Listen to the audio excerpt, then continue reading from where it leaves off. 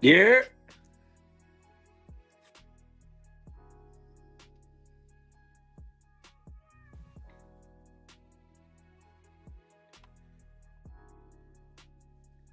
What My up, my mic boy? been muted the whole time.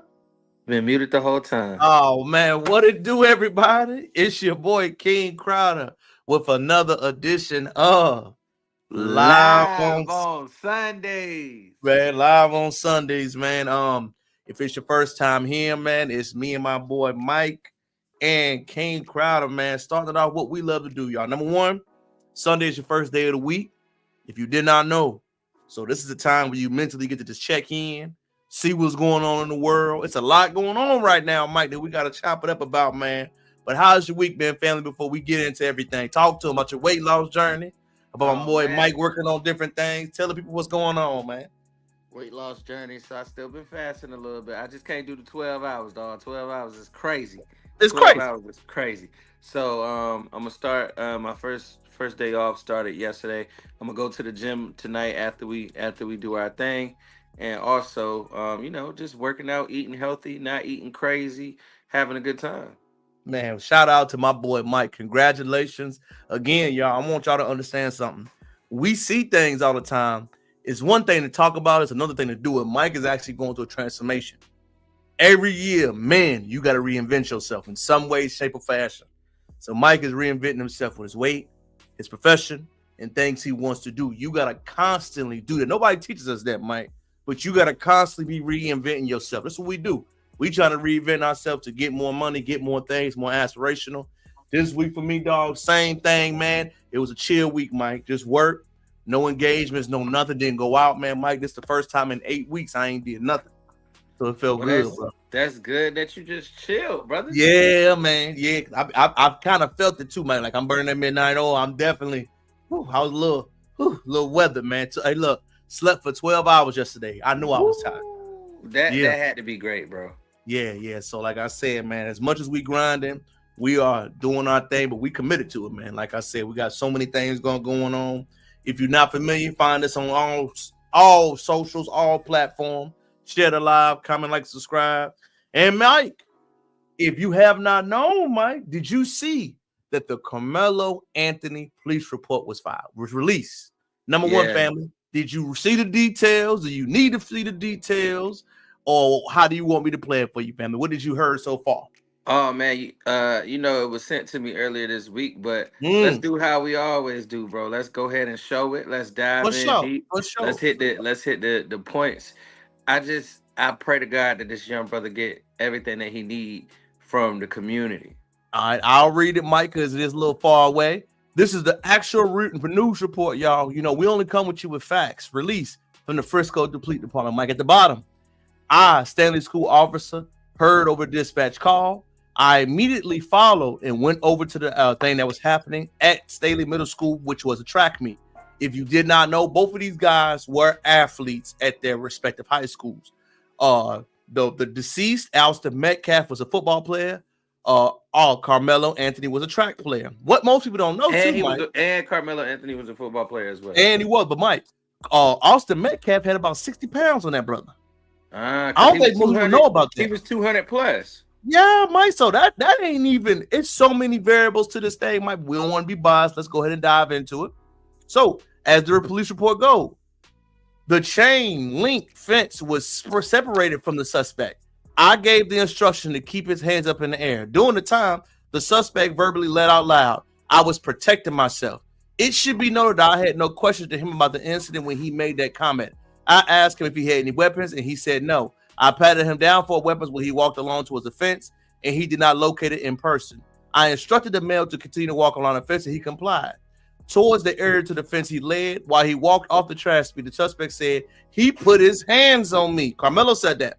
I then detained the suspect and put him in handcuffs behind his back, set him down towards the ground. Officer Rucci then had time to search the team and continue to pat down the other suspect. While the suspect sat on the ground, I advised him, had he alleged suspect. The suspect responded, "I'm not alleged. I did it." It should be, I'm going to skip down, Mike. It should be noted the suspect came to me and he kept going, asking if he was okay. Then he identified himself by his name verbally, his birth name, his rate, what happened to him, to the FPD. Let's keep going, Mike. It gets in a little deeper. Mike, while I approached the visitors' bleachers, I was approached by witnesses who identified himself as such and such and began to ask what happened. I asked him what happened when the stopping occurred.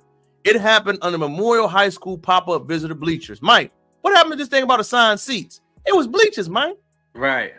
Informed sergeant said the witnesses that stabbing occurred gave him a crime scene tape. Why has the tape been released, Mike? What's going on? Starting security crime. I had Blaine walked over under the visitors' bleachers out there of the rain. Mike, nobody told us it was raining. So the boy told the other guy to leave while it was raining, Mike? Right. The following the summary contact advised him to sit under the memorial. So his leadership, his principals, told him to go under the Memorial High School pop-up tent because it was raining. Let's keep going. The victim, Austin, the subject that was also later to be identified as Karmelo Anthony. Anthony was under the high school tent to prevent himself from raining. Austin and his brother approached the suspect and while the stabbing happened. Anthony really had a weapon in his bag. Why did he have his weapons in the bag? Mike, what are adults at? That's my first thing that comes to my mind. Right. No adults to be like, hey, y'all stop that. But Poach Anthony and he began to push him. Mike, so I want you to think about this. Two brothers that are twins approach you, a young man. Both over 200 pounds. Over 200 pounds. So we're going to keep going, Mike. We're going to keep going. So the police report, Mike, is signifying that Anthony was not lying. The police report saying that, hey, he ran up on him. Both suspects began to approach him. He began to advance himself. He told them in a vocalized manner, don't put your hands on me. I'm going to defend myself. Mike, after seeing the police report, after hearing this evidence of it, what's your initial thoughts before I dive into it? My initial thoughts is that we already know that it's given in the police report by other eyewitnesses' account that he was protecting himself. Point blank period. Point blank period. It's in black and white. It's in writing. Therefore, we need to understand that this was not malicious murder. This was self-defense. He was standing his ground. Beautifully said, Mike. I got three questions that come to mind, Mike, before anything. And this is just for me, Mike. We older now, Mike. I didn't know it now until now, Mike. Why are we sending black children to sundown towns? Mike, nobody's talking about that subject. You feel me? So where sending, was a sundown town? Mike, where else would a high school boy feel comfortable to tell another students you in the wrong place, Mike? We know them towns, Mike. You know Suffolk. Correct. You know Tuano. You know them high schools out there, Mike. And if I'm not mistaken, I think you shared it with me this week. He showed a picture of a rifle and an extended clip gun in his lap, talking about the monkeys better not come to the monkeys better not come. You Mike, know what I'm saying? Mike, this is a question for all schools, for real, Mike. If we know that dark skin, boy, your boy a dark skin. That's all right. Hey, but for real, Mike, we gotta really talk about administrators. Why are we sending black children to hostile environments to play sports? And it's been happening for years, Mike. But problems, Mike, we know about them schools that did little chants, that made little callings, that was hostile. Mike, we've been knew about this. Why do we continue to send them to districts and play schools that we know have issues? We need to send them to school districts that are friendly and not hostile, point blank period. Those hostile school districts should not even be able to participate in a sporting activity with the regular school. Mike, I think that's a bar. I'm just saying that is a huge issue, Mike, in the loan. And I remember going through it, Mike, like, why are we going to this town where you feel it's different? You know what I'm saying, Mike? You feel, why are we going to them instead of them coming to us? Correct. Why are we even playing that game with them school districts? Y'all need to be talking about that conversation. If you know an area has a hostile view, environment, lifestyle, we need to stop sending black children to there. Number two, parents. Where were the parents at, Mike? First of all, where were the shit? If this is a track event, right? Me and you both have went to outside sporting events at other places. Where the coaches? Where the teachers? Where the security? Where's other parental chaperones? Where are people in charge? Because it basically seemed like y'all was letting the kids do whatever they wanted. And I got another follow-up question, Mike. If there was white parents there, ain't nobody say nothing? No, because they think that behavior is cute. Mike, I want to say it again, Mike. Don't skip over that. If there was parents there and they heard Austin talking like this to this boy, They thought it was cute. Y'all didn't think that was an issue? No, You thought that was acceptable behavior? because nobody said, "Hey, y'all calm down. Hey, y'all leave him alone. Hey, y'all get away from there." Or hey, what's going on? In the words of our God Deontay to drop that video, Mike, and that video will go down as a classic. He said, "We need to stop sending black children to hostile environments." 100%. That was a hostile environment that Karmelo Anthony faced. So much so that he thought that he needed to bring a knife.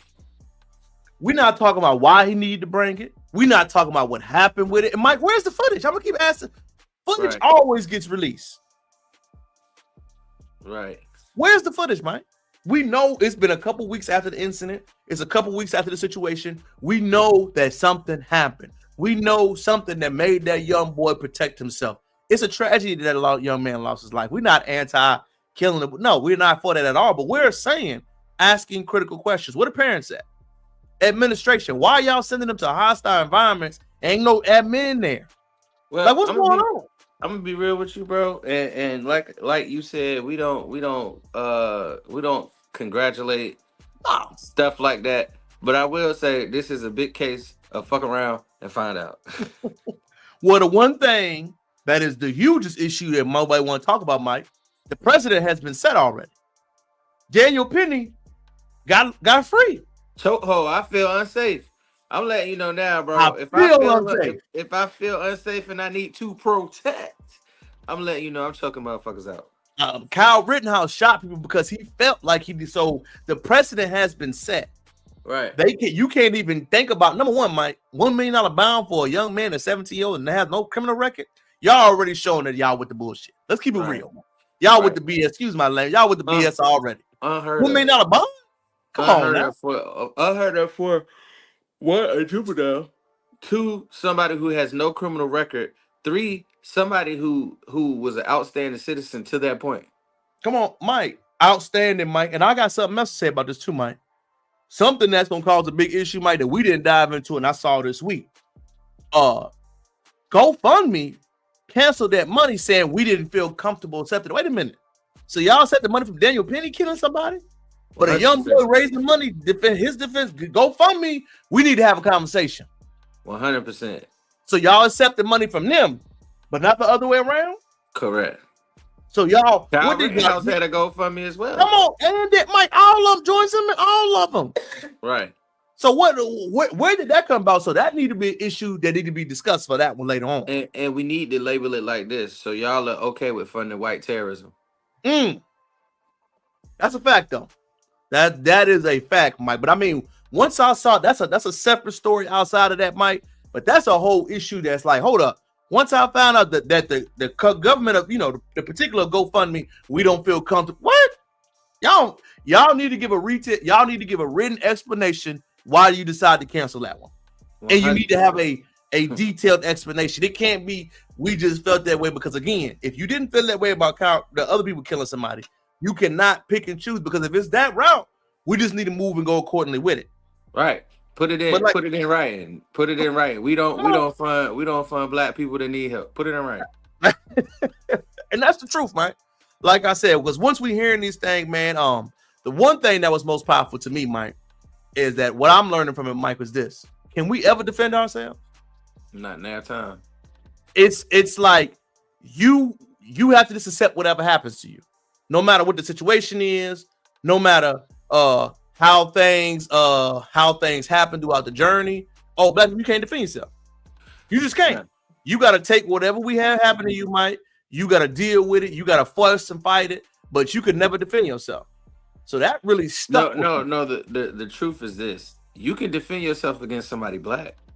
You could defend yourself against a minority, certain minorities. You cannot. I repeat, you cannot defend yourself against somebody Caucasian. That is a bar, Mike. That's where they draw the line. No, you're right, Mike. I mean, and we gotta speak on this thing because it gets realer and realer, Mike. And like I said, this trial is so eerie because, man, this dude is a young man. Yeah, and it will shape. This is already it already has shaped and will shape his trajectory of life, because he already got a body. You know what I'm saying? He caught a body.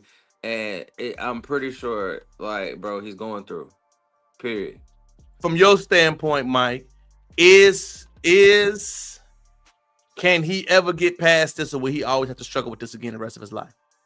Being that the internet is a crazy place, he will, no matter if he is found not guilty, he will always have some backlash against this. He will always have a hard time getting a job. He will always have and come to find out, I don't know if you saw, but the Texas autopsy said that the Oh, keep prime going, keep cooking, Mike. that the primary, and I don't know if this is real. So allegedly, right? Allegedly, the primary cause of death was overdose from MDMA, which is Molly. Mm. So, Secondary mm, secondary cause of death was bleeding out due to stabbing in the heart. mm. So they were saying the whole full time thing was he was partying and living life, and the subsidiary thing was the other part. Correct. That's deep, Mike. That's deep. That is definitely breaking news, and I heard about that too, Mike. You just mentioned it for me before I could say it. I definitely heard that with some truth and validity to it, Mike. But ultimately, Mike, as you hear about the information, as you're listening in real time, what do you think is going to happen? I think we need to pray. And I think the leaders, I don't know who the leaders in the black community are at this point, but the leaders in that part of town, black leaders, need to come together and stand for a right and justice trial. And right, like when I mean right, you cannot basically charge him for capital murder because it was a secondary cause of death. Legally, you can't. No, you can't. No, for sure, Mike. Legally, you can't. So what it shows is he basically was already dying, and you just kind of, you know what I'm saying, perpetuated the death a little bit. In the eyes of the law, if the secondary cause of death was was a stabbing, and the first cause of death was drug overdose, then we need to call a spade a spade. And I think that's a technicality that can give him a lesser charge. So, do you your bold prediction is what, Mike? Let me hear it. I think they're gonna fry the little bro for real. Mm. I'm gonna be real with you. He in the southern Texas part of the country, and you know that's Republican. So you know, I believe if he does get off, something may, and I hate to say this, but something could happen to him, just cause the power of the whites in that part of town. Mike, that's a bold prediction. Love it, Mike. And I'm not disagreeing with you, dog. I think this case, I think what they have to watch for with this case, Mike, and particularly in my opinion, is that if something doesn't get in a fair and just time, we're gonna have enough uprising One because hundred it's percent. clear evidence. So we know what happened on the last one. We know who was in office. Big Trump was in office. So I wonder if he's going to make sure it doesn't go against that game because he can't have two major uprising during his legacy. So it's Yes, a you can, legacy play on both sides. You know what I'm bro. saying? So, It's an uproar with what's going on right now. So you already yeah. know. But Mike, it's gonna turn. Remember how we was in these streets, Mike? Bro, George Floyd was different though. Remember that? George Floyd. It was different. So, like I said, I don't know if he'll want that energy back again or what happened. Mike, speaking on which, man, we had an interesting conversation this week with somebody I knew, Mike. Has Charleston White lost his play? Meaning, when he says something, can you predict what he's going to be saying? Of And does course. he really show what black people, what he always say, we're wrong no matter what? Let's go ahead and take a listen. Tragic incident where a kid who don't have emotional intelligence acted impulsively because he comes from a culture that promotes, propagates violence. Every day, all day, kill, kill, die, nigga, shoot, kill, kill. You can't take this in, and you lack training. You lack morals. You have to have a foundation of a value system to listen to this type of shit all day long, and you don't have no emotional intelligence where you've been taught to say, man, when you get angry, think. Yeah. Take a deep breath. So he was anticipating this to happen. That's why he had the knife, and we had this outcome. He didn't want to kill nobody. I don't think he wanted to kill anybody. He almost kind of manifested it, though, just by his culture, him around it, having the knife. But well, Mike, I don't, I don't. That last part really bothered me. talk to me. Speak your Almost mind. he, Cook. almost he perpetuated it because of his culture. Yes, we are a part of the environment, but we don't have to be in the environment. That's what you fail to learn. And Charleston White, like you say a lot of real shit, but I'm tired of you cooning and buffooning and samboing. I'm tired of that. Just be real. You don't have to be so far left or so far right. You can be in the middle of both sanctions. But here's right. All the music we listen to right now, kill, kill, kill, kill, kill, destroy, destroy, destroy. It's no uplift. That is correct. And I will, as far as go say that the fact that you brought a knife could have perpetuated what happened. Because if you didn't bring a knife, what would have happened? Maybe you would have got beat up. You know what I'm saying? Maybe it would have been the other way around. They killed him by accident, you know?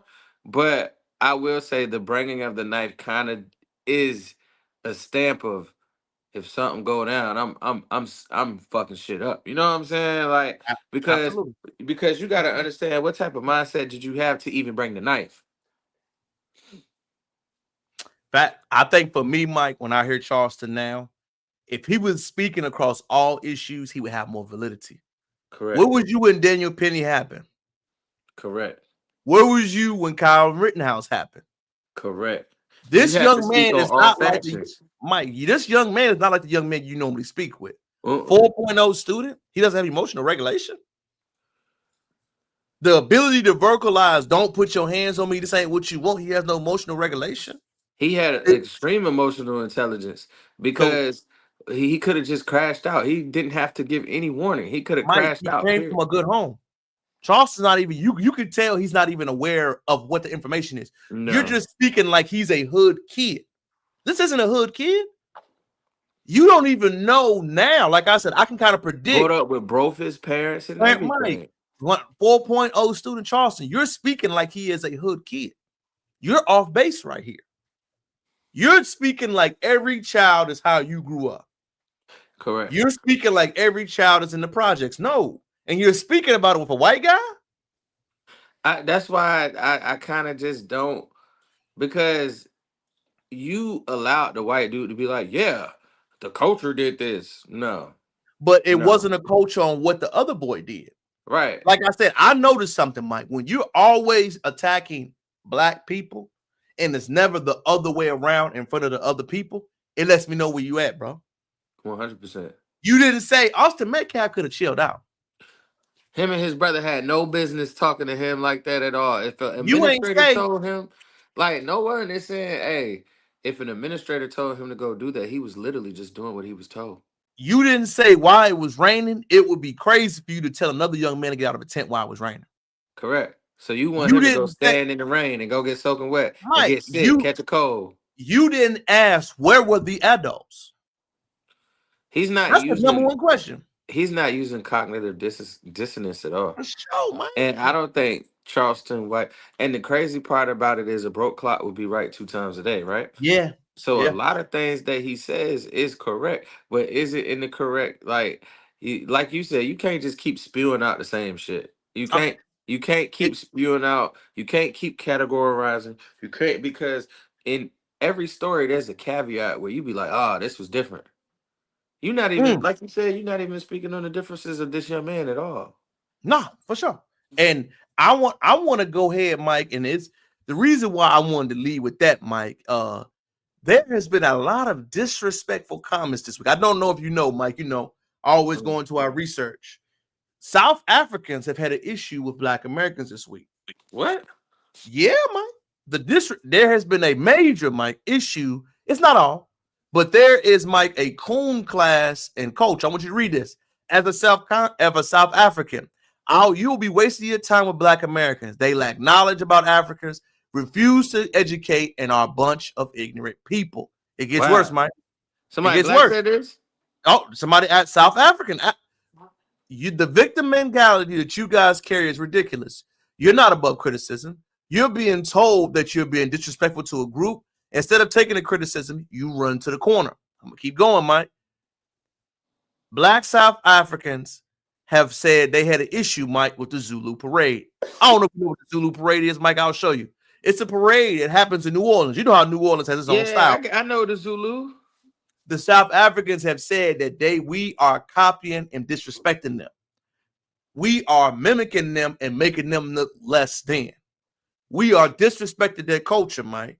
and making all kind of accusations, Mike. So, Mike, for at least a good 3 weeks, Mike, I'm telling you, the disrespect was so bad, Mike. They called you cotton pickers.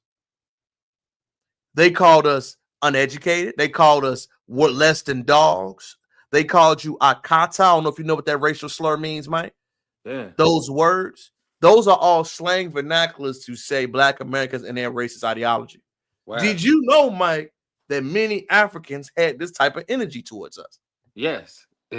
I'm dealing with one at work. Ooh. Cook up, Mike. Cook up. It's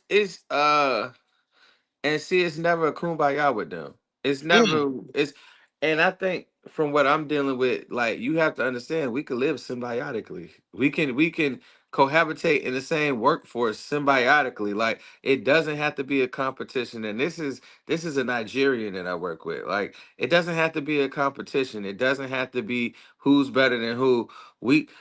Terrell, we literally co-workers. We're literally the same position. And this person act like they are the boss. Like, no, you're not the boss.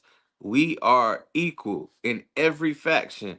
And I don't understand like, and the communication is like, I could say the sky is blue. This person will be like, I don't understand why you said the sky is blue. You need to give me more information on why the sky is blue. I don't think I heard you correctly. Like, no, but I think it's a foreign thing too.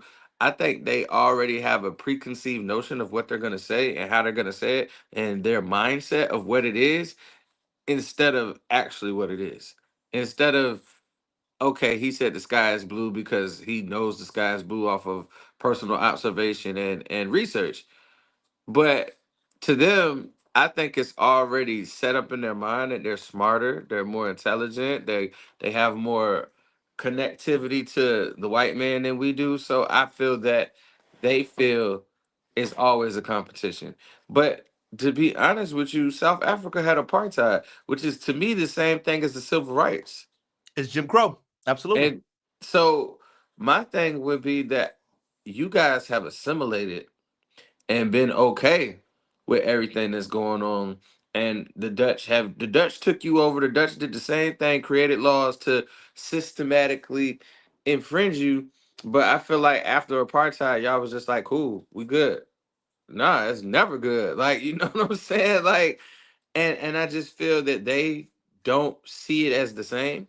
And everybody in Africa always be like, Black Americans were lazy and all this, but I feel like it's because how we said it about the Black English, you know what I'm saying? Y'all just is what happened if we lay it down and went with it. I feel like y'all South Africans may be the same. Fire, Mike. Fire. I'm gonna show a video before I take off on it because I'm gonna have to really cook with you, man. But you did very well, Mike. Let me go ahead and chop it up and show you a video. This strip in Cape Town, South Africa, divides the beachside community of Strand from the township of Nomzamo. They're only a few meters apart, but the people on each side live very different lives. Strand has backyards and driveways. Yeah. Nomzamo is much more dense, and the people here have fewer basic services. Less piped water, less internet access, and Nomzamo is majority Black, while the area across the line is this strip in Cape Town, South Africa. I'm gonna go ahead and start off by saying it like this, Mike. Y'all still in segregation. Facts. Y'all 100% is still in segregation. Facts, Mike. My thing is this, Mike. When we have an issue when they speak about culture and South Africans in particular, y'all tend to forget history. When Nelson Mandela was incarcerated, it was people from the Black Americans that spoke up to make apartheid end. I don't know if you remember that, Mike. 100%. There was a end apartheid movement in America. Right. When has there ever been an end racism movement in South Africa? It has never been because they think they're better. You got to remember, the reason why you have an issue, Mike, I want to say something. I want people to know this about life. If the first time we have a falling out, Mike, you get disrespectful, you've been feeling disrespectful. 100%. If the first time we get into it, Mike, it goes nuclear, you've been feeling some type of way.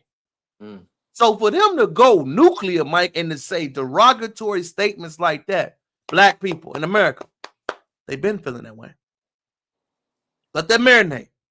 If I say something to you and you go all the way left and be all the way disrespectful, you've been feeling like you disrespectful. You've been feeling some type of way. Because why are you so comfortable to do it? Mike, say it loud. Unless I know the first time we have a falling out, you go all the way with it. That's what it is, dog. So y'all been feeling some type of way with those comments. The main reason why y'all have an issue with black people in America is this. We have the ability to be free in spirit. 100%.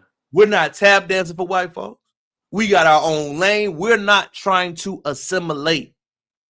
Y'all are trying to assimilate and fight to assimilate. We are not. A freedom of look, expression, sound, vocal quality, everything is separate, and we're cool with that, Mike. Mm-hmm. Never in our life have me and Mike ever aspired to be white. We don't have that culture. A lot of people look at that as a problem, Mike, because it is. We're letting you know in real time we different, fam. We've had our civil rights movement 60 years ago. Right. Where's y'all? Y'all still in y'all civil rights. It's crazy. Mike, y'all ain't even started. Right. Ain't no way. I'm living in the neighborhood that ain't even got running water, cuz in the neighborhood across the grass got water. Mike, and you online talking about us, and you got people in real time living in your community that have Wi-Fi, and you ain't even got pipe or running water. So y'all can't band together to attack the real issues, but you want to attack people that have everything that you aspire to be. And Mike, I want you to remember something. South Africans are the majority. So it's a mental thing with y'all. We the minority over here, Mike, making shit shake.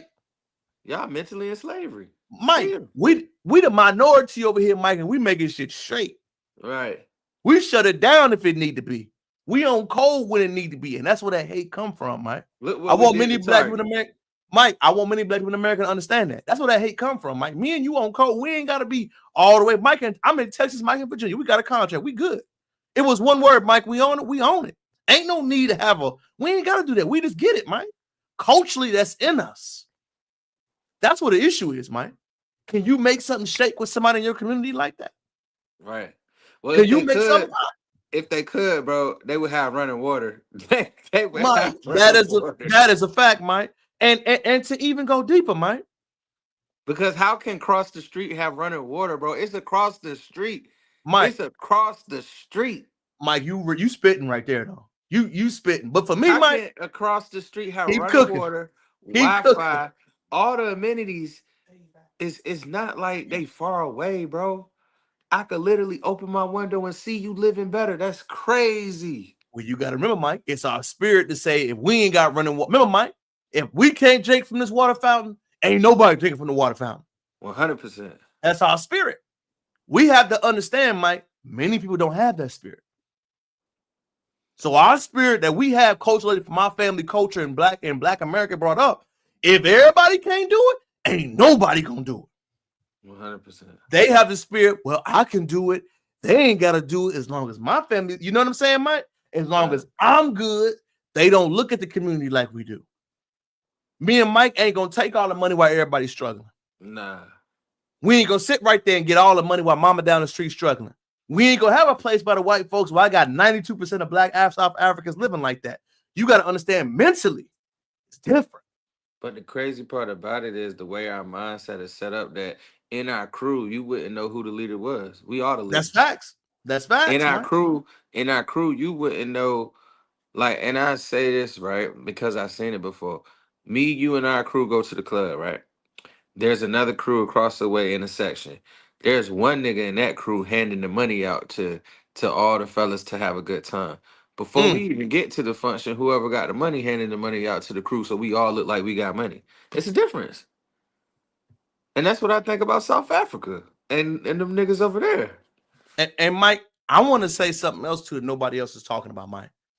They have made a comment, Mike. Black Americans don't have no culture. So I asked a follow-up question, Mike. What is your culture? Because culture is not just language and dressing. Culture is the things you have that are innovative and different to the society at norm. Correct. So I ask any African when they say that to me, Caribbean, whoever, anybody, what is your culture? I can name 15 to 10 deep with mine. You go. People will say the dance. I'll say, hey, we have our own versions of music. Mike, how many genres did we create? Hip hop, country, rock. We created the music. We created. Let's keep going, Mike. Cultural impact. Family reunions is a Black American thing, Mike. You know that? Right. Gospel music is exclusively Black American concept. 100%. Checking on your family, head nodding, dapping. Do we need to keep going? All of that is stuff that we created among us. But what it's people fail to now. realize, gospel music created blues. Come on, Mike. You feel me? All of that was founded by us, Mike. The spiritual energy of checking on your family, going to see him. Checking in, Mike, going to see your family, see what's got going on. Seeing what you got going on. Cutting the neighbor's grass. Finding out when I come into a town to see what my brother got going on. Looking out for each other. Throwing parties to raise money for each other. Spiritually checking in. Grit parties, Mike, all of that. Colleges, sororities, education, thought leaders. What are you talking? When I hear people say that, Mike, that we don't have culture, number one, they talking to people that are uneducated. Because I'm going to ask them specifically, what is your culture and how it's influenced the world? Go. But their culture is Dutch. You know what I'm saying? But Mike, their culture there is what was colonized. But Mike, again, what have you contributed? Let's keep going, Mike. We've been in America. We've been in America that we've known history for Black Americans has been 400 plus years. Y'all have been in Africa centuries, right, Mike? Thousands of years. What have y'all contributed or created that has impacted and influenced the world the way we have? And how you let the Dutch come over there and y'all got the white people living across the street with internet and water, Mike? And as you keep hitting that point, that spiritual energy, Mike. You got to remember, I tell you that all the time. Our energy is different when it comes to that. Bro, it's just crazy to me when they showed the video. And Mike, I'm telling you, it's real, dog. A patch of grass, this thick. Mike, I got another good one for you. And as I show things, I want you to see it because many of us don't have, like, we get disrespected, Mike. We don't have these conversations. Here's another one speaking, Mike. Take a listen. It's fair use. That is not under maintenance is because we don't care. No, you care. It's not in the concept. Travel the 54 countries in Africa and ask each person in every country, what is wrong with your country? Leadership. All of you say the same word. So let me ask you, since 1960, the country has been picking the wrong leader every 4 years. Not a single railway built by the British is in Nigeria today, but the one they built in their country that same year, it's still running. Not a single railway built in Ghana in 1960 is still there today. What do you know in that country that has been properly maintained by the people every day and it works perfectly? It's hard for people to maintain things when they're not gaining a lot. No, it's hard for people to maintain things when they don't have the concept of maintenance in their culture. What is the one word in Igbo for maintenance? Maintenance is there's no direct English word for that. It doesn't translate directly to maintenance. That's correct. How about you? It doesn't translate. That's correct. But it translates to like take care of. No, that's not maintenance. What you see? I'm driving you to somewhere. What is the one word for democracy in Igbo language? You don't. How about you? You don't. You're trying to practice something that is not in the concept of the language. There is no African country, and I've done it through Kenya, I've done it all, that has an equivalent of the word maintenance. Well, in order to maintain something, you have to have it first, correct?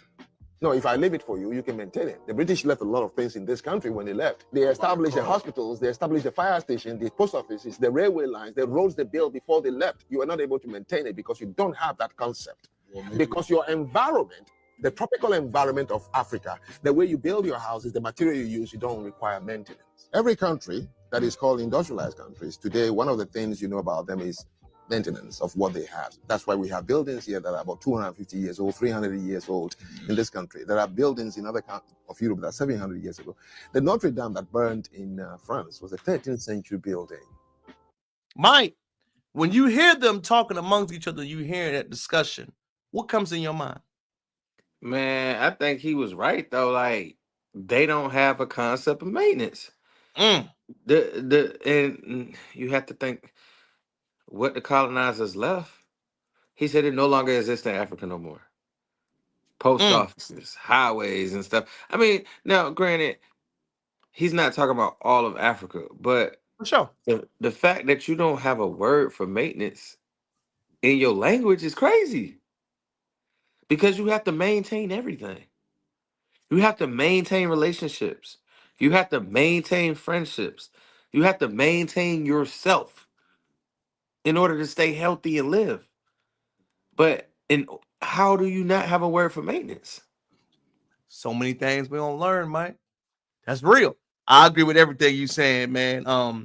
As far as that discussion, Mike, when you hear that, what came to your mind? Because I want to show you another video to dive into a subject that you really hit on. But when we in this subject about the disrespect, the things we see, Black Americans ain't got no culture. What's your lasting words on that topic, man? We are the epitome of culture. Mm. And if you ain't in it, you ain't. You too far away to understand what we got going on. You looking at TV screens, you looking at commercials, you're looking at the internet, and you don't understand it. And it's okay. We here to help you understand. But if it wasn't for us, you wouldn't have culture. Period.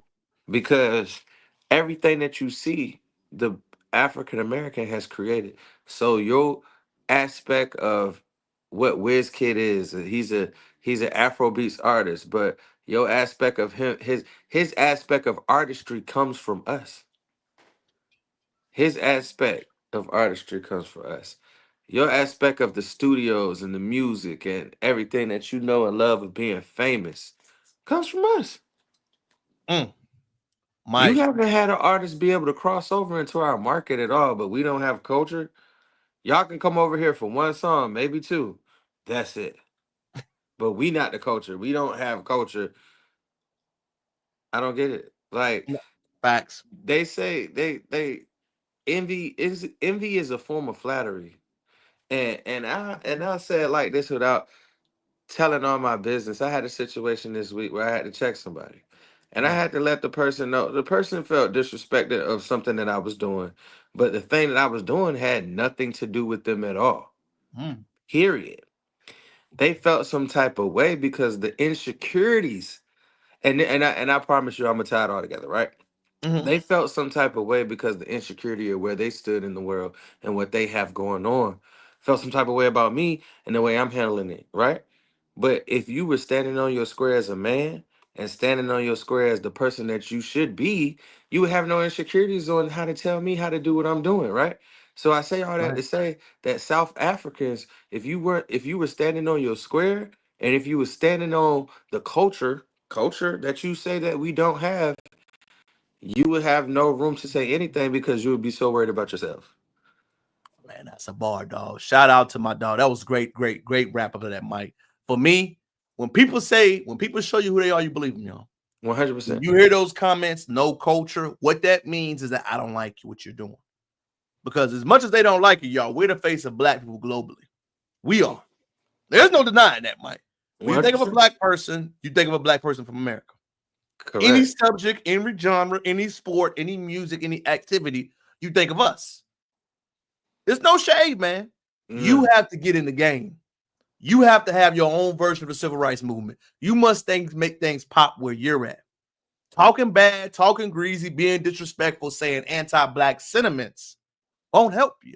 As the video said, you got things going on in your country right now. You talking about us over the internet, Mike, when you got people living across the street from you and they got water. With the internet and running water. You in the wrong space, baby. That's why that energy is different. My thing is this: don't say shit about us until you got running water. I can go in my bathroom and shit all day. Y'all got to pour this shit out in the bucket? Come on, man. You're right, though. I mean, but that's real, though. That's real talk, though. What you're saying is harsh, but it's real talk. You can't say shit to me till you can go comfortably take a shit and flush. No, you ain't lying on my end, and that's the truth, and that's the reality of the conversation. Go against people that are really causing you problems, not against people that ain't causing you nothing. Because if you ain't dealing with your problems for real, you're just having issues and you're creating them. Now, that conversation you really hit on, Mike, about our Black leaders, there's a video by our brother, Mike. Justin, love him. He's a Deontay younger version, a little bit more nerdy, but the brother's on point. Take a listen. It's unbelievable. I thank you for everybody that's here. But I've been hearing about this kind of safety issue that's been talked about, like, make sure I stay safe. But let's actually just talk about, and maybe wonder for a second, why the United States government stopped assassinating black leaders. Because there's a reason for this. Like, for why Malcolm, MLK, Fred Hampton, were gunned down. But in the 80s, it's crickets. We're going to talk about why there was crickets. Right? Like, and it's like, do you really think white people had to change your heart? No, they just switched the method. Let me break it down how they switched the method. Right? So there's coin, right? And they spent the 60s and 70s wiping out radical black movements, right? They infiltrated, arrested, they murdered. Once they silenced the revolutionaries, they didn't need assassinations anymore because there wasn't a movement left to kill. By the 1980s, black radical policies got swapped for black excellence, right? Instead of liberation, they were bag chasing. So instead of MLK, we got Michael Jordan. Instead of Panthers, we got black CEOs. And don't get me wrong, I love seeing us win. I love seeing us black folks win. But success within a system is not the same as dismantling it. Right? Like it's not the same thing at all. They stopped shooting us down in the streets and started letting us make it as long as we played by the rules, right? You could be rich, famous, and powerful as long as you didn't step out of line. As long as you don't challenge white supremacy, the moment you step out of line, you're going to get blackballed, discredited, thrown in jail. They're going to go for you, right? They're not concerned about a person like me. They waiting for me to be in the front of a protest saying something too loud. And keep in mind, they did not stop with oppression, right? They just upgraded it, right? We're in the new model. Instead of assassinations, they gave us mass incarceration, lock up powerful leaders before they rise, media hijabs, turn revolutionaries into clowns, right? And economic pacification. Don't fight, just get money, right? That's what they want us to think, that individual wealth is the same as collective freedom. Nowhere close. They want us to believe that buying black is more powerful than fighting back, right? But listen, representation and revolution are different things, right? The integrationists, they really got their little way, right? They really did. They got to be seen, right? And I just don't think that's all we want. So if your success doesn't shift like power, right? Like then it's just another tool to keep us quiet, realistically. Like just honestly, if they don't have to kill us anymore, that means we already lost the fight. The question is, how do we get it back, right? Because we're actually in an era post black militarized radicalism. We're actually post that because they succeeded on eliminating that. Right, like we're going to have to see a new rise, right? And in this new rise, there'll definitely be something that none of us have been comfortable with before, or at least been discouraged against. And it's going to involve more people than what the civil rights had before, mostly because the black narrative no longer can be silenced by some of the earlier means. This is not going to end on like a lighthearted note, but I just want it to be known that the main reason why they stopped killing us is not because of civil rights. We haven't gotten new rights since 1965. I'm pretty sure, just off the top. We haven't got new rights since then. We haven't got anything since then. So the social situation has not changed, right? A few black people's lives has changed. And really, these are the type of people black women are getting betrayed by. I heard about this in the comments talking about how they get rich and then leave. Did Jay-Z buy a Ferrari from a black man or from a place, the place they named Ferrari? Fire, Mike. I love that brother. But you go ahead, cook what you heard, Mike. He cooked. I want to say this though. We should have never been fighting for civil rights and just started fighting for human rights. You feel me? Like, so what is civil rights, right? You can't have civil rights unless you have human rights. They don't even treat us human, first and foremost. So we should have never fought for civil rights. We should have always fought for human rights and natural rights, right? Okay, that's that. Secondly, he is right. A few people making money is not we doing it. It has never been we doing it. It's just been, if you think about it, it's what you talked about with what's going on in South Africa. A few people made it cool. We great, right? But I feel that they don't have to kill any black leaders because it's like this. Oh, that nigga think he better than everybody else. Like, they've inserted the crab mentality. They inserted the hate from within. They inserted us to hate, kill our leader for us. No, they always done that in different ways, but like he said, they don't have to do it as much because all we chasing the bag. Our music talks about getting money. We don't have any uplifting music talking about human rights, civil and natural rights, unlike civil rights. We have music talking about go get the gun, go get some bitches, go get some hoes, go get some money. Yeah, so we killing ourselves. And once they put that in place, you ain't whoever's gonna rise up is gonna be hard because now we're spitting, oh, they doing this to us, oh, they doing that to us, oh, they doing this to us. Now you look crazy because you're outside the norm. So not only did they do two things. One, they poisoned the pool where we killed so many black leaders that you better not rise up. You already know what's good. We're gonna smoke you. And then they put it in the system where somebody rises up and they start spitting that shit.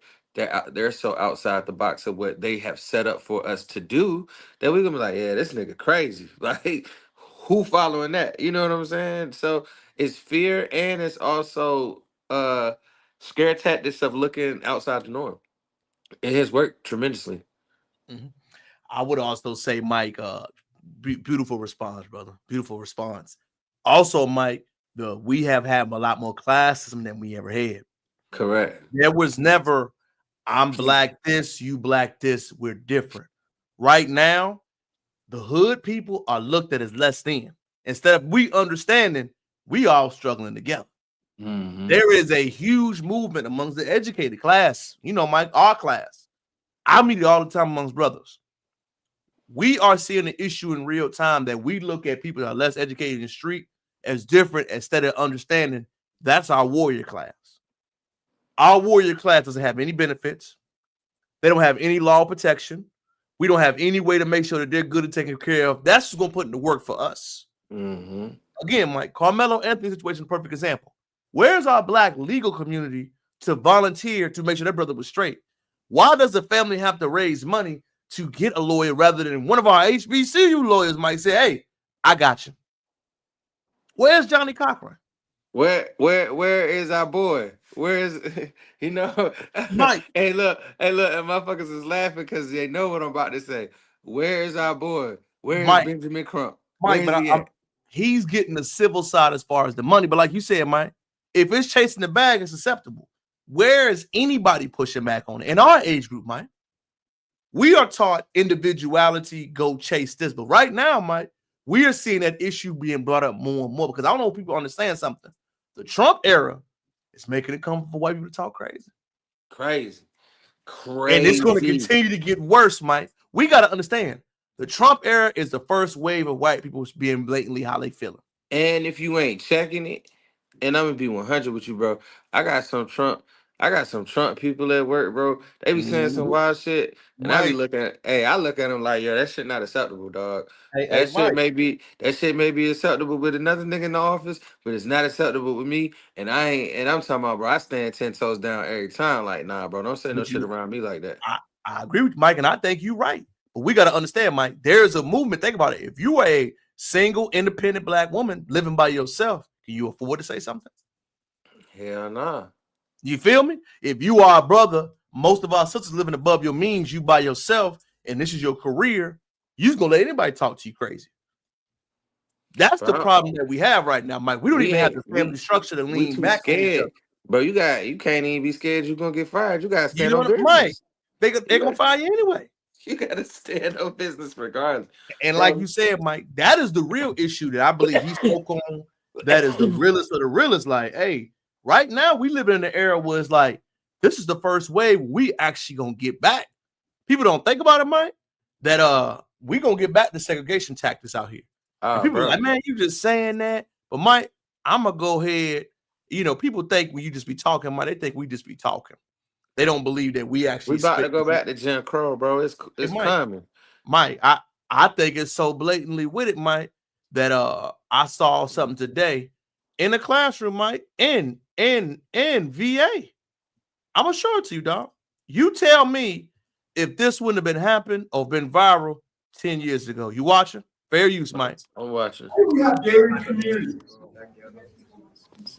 Because I don't want to be with your kind. Damn. Let's play it back again, Mike. Why do we have gated communities? Because talking to a black student? I don't want to be with your kind. And we're here anyway. Not for long. Oh my God. Oh, Mike, that energy ain't going nowhere. that bro, I'm speechless, bro. And you know I don't get speechless very often, but that's crazy to me. That first of all, I trust you to teach my child, and you talking to my child that way. Secondly, somebody in the classroom they said, "But we're here," and motherfucker said, huh, "Not for long." Mike, Sheesh. I think we need to see more stuff like that because we putting our head in the sand and we don't understand that these people ain't playing no games out here, Mike. Bro, they been ain't playing no games. But I mean, Mike, it's more at first, Mike, it was more covert. The vocalization of it, sending your child to a white school thinking they're gonna be better off, you It's tripping. dangerous. Bro, but I go back to what I stand on what I said. Integration has been the death of us as a culture. Because if think about it, a motherfucker said that to us and we had an all black school, ain't nobody playing that shit. Nobody. Facts though. But just seeing it, Mike, like I said, I think it's a perfect example of we have taken for granted, life is really becoming what it is right now. It's coming slowly. But we got to understand that era, that energy is being championed in. And it's not going nowhere. And even when Trump is no longer in the office, it has already been ushered in. Oh yeah, it has already been ushered in, so it's gonna remain. Mike, I have to say, I don't even think it's no Trump issue no more. Nah, it's just people being who they was. This is who you are. I think it's just it was covert. Now it's overt. Now we just standing on business. Bro, forget all this talk. It's back to the 60s. Mike, it's back, Mike. And I'm telling you, it's for all of us. It's a lot of people, Mike, that don't understand it a lot. I'm gonna show you another video, Mike. You know we always come with the receipts when we talk, and it's getting to the point that everybody's getting it, Mike. Mm-hmm. And I don't know if you know the guy Jason Whitlock, the big fat guy that's always against black people. You know what I'm talking about, Mike? Mm-hmm. He got his Negro wake up call this week, Mike, and I'm gonna show it to you. You know, a video is always worth 1,000 words. Let me go ahead and find it right quick, Mike. But I think it's just coming around, Mike, and I think they really just standing on business. I ain't mad at them, Mike. But in reality, if you thought the cooning and buffooning behavior was going to be acceptable and good, reality is coming to everybody, Mike. The Candace Owens, the Jason Whitlocks, how they're feeling, and they're honestly saying openly, hey, this behavior ain't being tolerated no more, Mike. And I don't think they understand how real it's about to be. Because like I said, Mike, when you see this, Mike, and this is a white guy talking how they really feel, Mike. And like I said, people were, disturbed by it, but I said, nah, I wasn't disturbed. I was just, hey, it's a reminder how they feel. This is not me supporting this brother. This is me showing this video. Not saying we support his views at all, but I believe his talking points about the Sambo class is real. Let's watch now. Fair use. By the way, you are a token. Hey, Jason, you're a token. Damn. You are in conservative media as a black guy that can confer upon white people the dignity of not being called a racist for having their views. That's why you get paid. And that's why I don't, because I didn't have the privilege of being born black. I was born white. So there's a limit on what I can say. There's a limit on what I can say without being penalized in the so-called free marketplace of ideas. And everybody knows it. Everybody knows it. Everybody knows. He's speaking about the Candace Owens, the Jason Whitlocks, Mike, the cooning and buffooning behavior. White people, white guys of his era are saying, hey, I'm tired of y'all speaking for us. I want to speak openly about how I feel. I want to speak transparently. What's good, B, about the issues that we are facing. And you have this energy being going strong right now. And everybody's sick of it, especially in the conservative space that blacks have had it easy. It is, and I don't doubt that he's a sincere person. I'm sure he's a sincere person. I'm sure he's genuine. But you are playing by a different set of rules, pal. You have training wheels on. You think you've earned it? Everything you have, take a look around at your studio, your contract. Your employees, if you said the stuff that you said as a white person, your ass would be fucking gone. And everybody knows that. You're on Blaze hosting E. Michael Jones talking about the Jews. It's a good fucking thing you're black, because if you weren't, you would have been fired like Elijah Schaffer. You would have been fired like every other white person. Everybody knows that. Take a good look at everything around you, because you did not compete to get that. You got it because people feel sorry. People don't want to be called racist. They feel sorry. They need a black person to give them credibility. And if you can't see that, then you're just as ignorant as BLM. If you can't see that, if you can't be honest with yourself about that, you're just as ignorant as the marchers. As a matter of fact, you are as ignorant as the marchers. Mike. Damn. This suspect white supremacist talking crazy, but did he lie? The ain't Coon class, the Sambo class are He ain't currently lying. going through their issues right now, Mike. Take off. Bro, but they need to go through their issues because one, you always trying to be a part. You cannot be a part of a system that was never made for you. They thought you was 3/5 of a person. They counted you as that and still accounting you as that. I just don't understand why we want to be a part so bad. What the white man got that we ain't give to them and build for them? What do they have? We've created all their technology. We created their cities. We've built their inventions that they use on a daily basis. They took all that from us and took the credit. I'm gonna just be 100 with you, bro. I got white counterparts that I'm cool with, but the motherfuckers have never done anything to be credible of anything. So why do you want to be like that so bad? That's self-hatred at its finest. And y'all gonna learn to want to assimilate. And I'm glad that these motherfuckers is telling you how it is, because we've been trying to tell you, like, hey, dog, you doing the wrong shit. You marrying these motherfuckers, and at the end of the day, when they get mad at you, they call you a nigga anyway. So I just don't understand. Like, it's some cool white people. It's some white people that's always been down for the cause and always had our backs. I appreciate you. You can come to the cookout. Don't bring that fucking potato salad with the raisins in it. All right, cool. So anyway, but stop trying to be a part. Just be yourself. Just be your fucking self. But the problem is this: they have a representation of their identity. They don't fit in with us and they don't fit in with them. So they right in the middle trying to fit in with who they can fit in with. Stop it. Stop it. Stop it. And I'm about to go off on a tangent, and this has nothing to do with anything that we talking about, but I have to let it say because it's in my heart to say, and this is the only place I can talk about it freely. Hey, look, if you were in a child's life and you were doing everything for that child as a father should be doing, I don't give a fuck what that person's dad says about, hey, don't call my son, or don't be a dad to my child. First of all, nigga, you a bitch. And you know exactly who I'm talking to. So if you're watching my podcast, congratulations, you're a bitch. You played yourself. I just want to say this, T. I just want to say this, and I said on it, and I said I won't go talk about it, but I have to. If you were in a child's life doing something for a child and being good for a child, if you a father and you feeling some type of way, stand on your square and be a father. If you were a great father and an amazing dad, it's nothing another man can do to make you feel any type of way. But it's a lot of female energy going on out here in the world, Terrell, and you got to call it like it is. You know I always stand on manly principles. You're a bitch. I feel it, dog. I ain't gonna touch that one. You clean that one.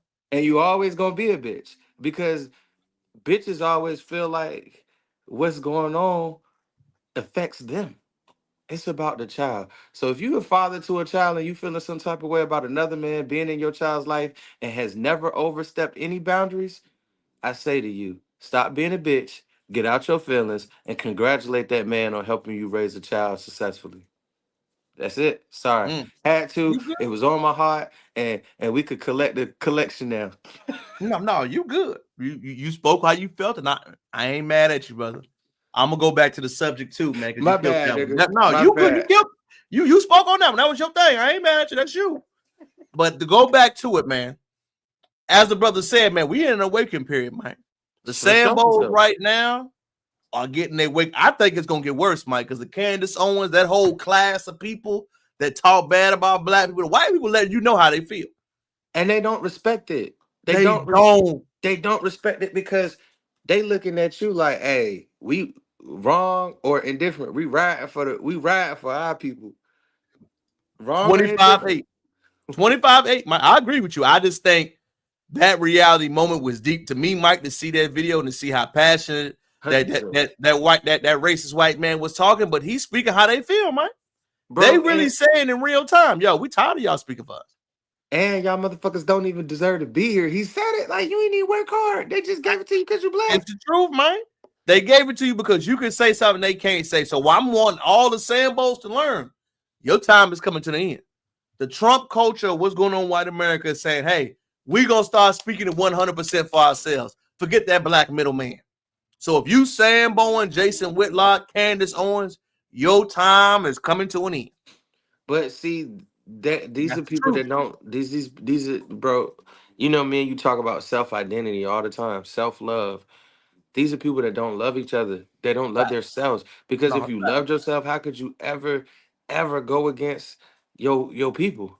And we have to take what they say with a grain of salt because it is trauma that they're speaking from. No, it's facts. But with the trauma, Mike, they got to understand, stop acting like you speaking for us. Right. You don't speak for me and Mike. You don't represent our culture. No. There has to be a clear line drawn in the sand. You don't represent no part of black anything. You represent you because we don't speak about each other like that in front of white folk openly. We don't have a culture of being disrespectful or degeneracy. We just don't have that. So now that the lines are being drawn, Mike, the clarity is being given. This is the other side of it. You know what I'm saying? And it's real, Mike. And it's real because as we continue to get back these layers, there are causes and effects that come from things, Mike. 100%. So, Mike, to wrap up that subject, what do you think is going to happen as your bold prediction in the Trump administration? With go ahead. My bold prediction that we're going to start seeing neo-Nazism come straight to the forefront again, like we seen in the 1960s and 70s. Because one, it was a shameful act back in the day, but now it is not shameful to hate again. So it's gonna and just from seeing it at work, bro, right? Trump gives white people the authority to just talk crazy and say whatever they want to unapologetically because that is who he is. And a lot of them have wanted to been like that their whole lives but couldn't, right? Because we're gonna call HR. It's not okay. It's against what we believe in. Bro, they about to go back to calling you a nigga straight to your face in about 5 minutes. I promise you. I think it's there right now, Mike. And I also think it's so powerful, Mike, that he's causing things that a lot of the illusions that we are different are going to come down in our lifetime. I think it's beautiful and it's scary for some people that believe in the system, Mike. If you are a black person that assimilated all the way and believe in the system and you have a white friend base, you about to get a reality check, my boy. Because they're going to let you know blatantly how they feel. And the reason why I know, Mike, that it's blatantly coming back to a reality moment is this. The Trump tariff thing is exposing these companies now. Boy, Louis Vuitton. Hey, I want all my money back. Mike, I want you to go ahead and watch it and read. Let's let the people see, Mike. Some say as long as there's a tag saying made in China, the bag can never be luxury. However, in fact, more than 80% of the luxury bags in the world are made in China. But those luxury brands just won't acknowledge that. They take almost finished bags from China factories back to their own factories and just do the repackaging and logo installing, something like that. That way, the bags will appear at their boutiques as made in Italy or made in France. You know, those sophisticated European countries, which make you feel mysterious, royal, and thus luxury. Now, close your eyes. Let's just do a little very easy experiment in your head, okay? Imagine that you have an Hermes bag, and suddenly the label on it changed from made in France into made in China, while everything else, like leathers, zippers, and hardware, remain the same. Do you suddenly feel that your bag is not as luxury as before? If you do, that means you have been misled and poisoned by the market campaign of those luxury brands for too long. Welcome to the real world. Yeah. Those bags are made in China by our intelligent and diligent Chinese artisans. Let's not be poisoned and misled by the market campaign any longer and be a real person. Buy a bag from us, from our factory in China. See the real world for yourself. Mike, they went hard just now.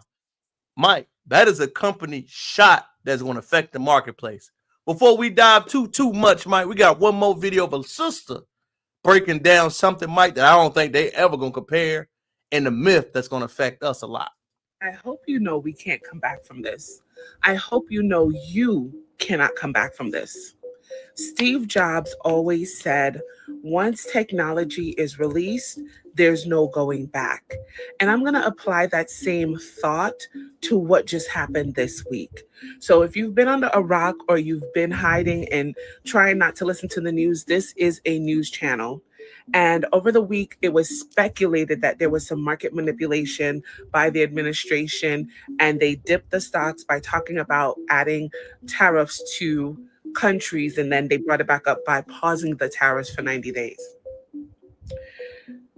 Now, China is on this app showing us how to buy directly from the manufacturer. 100%. I'm about to make some money. Understand the product you paid $10 for, $5 for. The manufacturers are literally saying, this is 20 cents, come get it.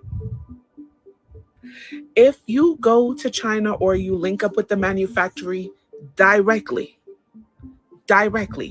and you pay $2 for a bag, even if they did 100% tariff, right? What the most you're going to be paying is $6, $7 or so. I'm not a politician, I'm a reporter. Y'all go figure that out. It's still cheaper for us to buy directly from the wholesaler and pay the tariff than to go to the retail stores.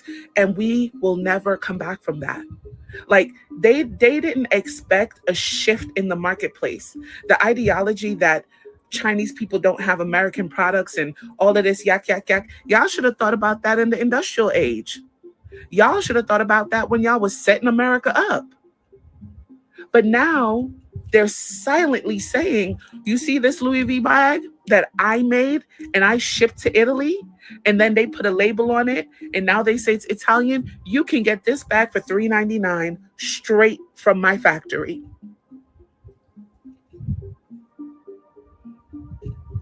We will never, there's always shifts in the global market arena. There was a shift when we started doing web sales, e-commerce. There was a shift when we had AI.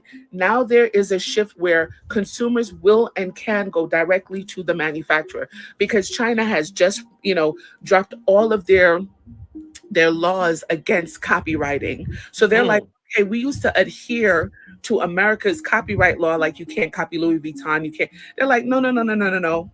Bye-bye. You want that Louis bag? Here's the manufacturer. Here's who assembled it. And you too can have a Louis bag. I don't think they understand the ripple effects this will have in the marketplace. We will not be the same. And it's actually for the better. Take it out, Mike. Dog, first of all, Louis Vuitton, if you're watching this video, Chanel, if you're watching this video, you got 24 hours to give me my shit back immediately. No, she's actually 100% right, bro. This may bankrupt the companies that we know that are luxury brands. Think about it. They making Jordans over there, and they send them to America. They send them to wherever. They making Louis bags, and they send them wherever, and they just put made in Italy over there. Bro, crazy. You mean to tell me I could buy my boo-boo the $17,000 Hermes bag that she want for $200? Shit, boy, we about to have about 37 Hermes bags in this piece. The market is gonna change so drastically because luxury what? Luxury what? Luxury who? It's gonna be hard for them to keep that same notoriety when the Chinese government just let us know hey, bro, we've been making this shit for years, and we were sworn to secrecy. Now it's fuck that. It's up. You know Now what we else? going, bro. It's people going to China. I've been looking at my I've been looking at the my Instagram, bro. People are scheduling trips to China to have, bro. I'm gonna start a business and I'm gonna go directly to direct manufacturing and I'm gonna sell all this shit. Cause granted, it's still gonna be people that want to pay full price, right? Because it's the exclusivity of it all. But they just showed us that it's no exclusivity of it at all. So therefore, they didn't open up, the world would never be the same. That was so diabolical. That's on some world domination shit. On really think about it. If you still spending $5,000 to $400 for a wallet, right? Still spending that money, you're crazy. When you can go directly look up manufacturers in China. Hey, I would like this Louis bag, please. And I'm pretty sure you're gonna be able to hit them up and get a customization that Louis ain't even got, but it's gonna say Louis. They done fucked up the church's money, bro. They done fucked up the church's money so hard. And I'm not gonna lie to you, I am a luxury brand whore. So now, what they did for a person like me, I'm not going to Tyson's Corner no more and going to buy a Louis bag. I'm not shopping Louis online. I'm gonna hit up the Chinese plug and be like, "Hey, bro, let me get that MCN bag. Let me get them Chanel slippers, and let me get a Gucci belt." And it's all gonna be pennies on a dollar. And like she said, it's almost worth paying the tariff. It's worth paying the tariff. What is if you buy something for $3 and you pay the tariff and it makes it $7? When that bag would have cost me $5,000, bro, it's over. It's over for all luxury brands. I would Period. say merch in general, Mike, is done now. If you are selling apparel, unless it's like a niche market, it's done. Over China with. didn't messed up the game. They didn't show the secrets. Nobody's Mike. You know who they're aiming for next? Nobody's talking about iPhones. Oh, bro. Matter of fact, iPhone better be on alert. China bro, gonna drop the price and say we get it directly from us. bro, I'm gonna be real with you. I remember in college, Wayne bought a phone from China, and it was so more advanced than the things that you could do with the phones that we had. It was like an iPhone, but it was like 100% better. Like it had, you open the back of the phone, you could put two different SIM cards, so you could have two different phone numbers call your phone, bro. When they start doing that, America going down, bro. They don't understand that what they have done. We don't have to fight army to army.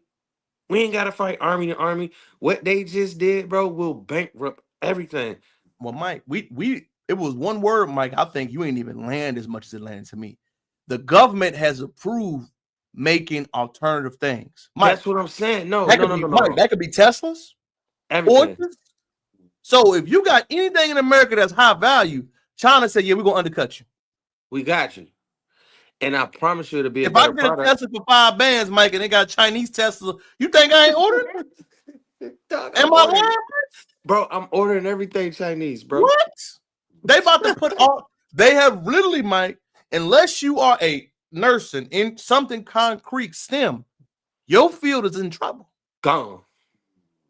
It's in trouble, Mike. China has already said we're gonna do the war differently. We're Bro, gonna outproduce y'all. bro, it was so genius. It was so genius. We don't need no army. We don't need no military. We ain't got to drop a bomb on you. We just gonna fuck up your economy and let them know that we make all your shit that you love anyway. Well, Mike, I'm just saying all these companies that we got around here, these businesses, Mike, these apparel places, these shops. If you are in the apparel business, you better sell it now. 100%. You better sell it now, Mike. Can you imagine? That's just one secret. That's just one secret that they told. Can you imagine if tomorrow they feel froggy and tell two more? Mike, once they said that the government legalized dupes, Mike, which is, alternatives, they can attack anything, Mike. Hey, if look, they check want it to say out. we're going to sell cars for $3, Mike, and start shipping them, you think they ain't going to put car business out the business? Boy, Ford and all them What? gone. 3,000? I'm Hey, getting two of them. You already know they stopped making the Hellcat. I'm about to give me a Chinese Hellcat tomorrow. So it's like, we don't even understand how deep it is. Like, bro, they have really spoken openly and told the secrets. Bro. And it's scary, Because them corporate jobs, Mike, that we saw that were cushy, we thought they were protected. If you working for any apparel, you better get to going. Any fashion, you better get going. Put your Pharrell. resume. Hey, Pharrell with Louis. You better leave Louis Vuitton now, boss. Hey, bro, and you know what's mad crazy? Daddy Louis Vuitton made his son the CEO. Louis Moet and Hennessy. Daddy Louis Vuitton made his 29-year-old son the CEO. How he gonna fight this?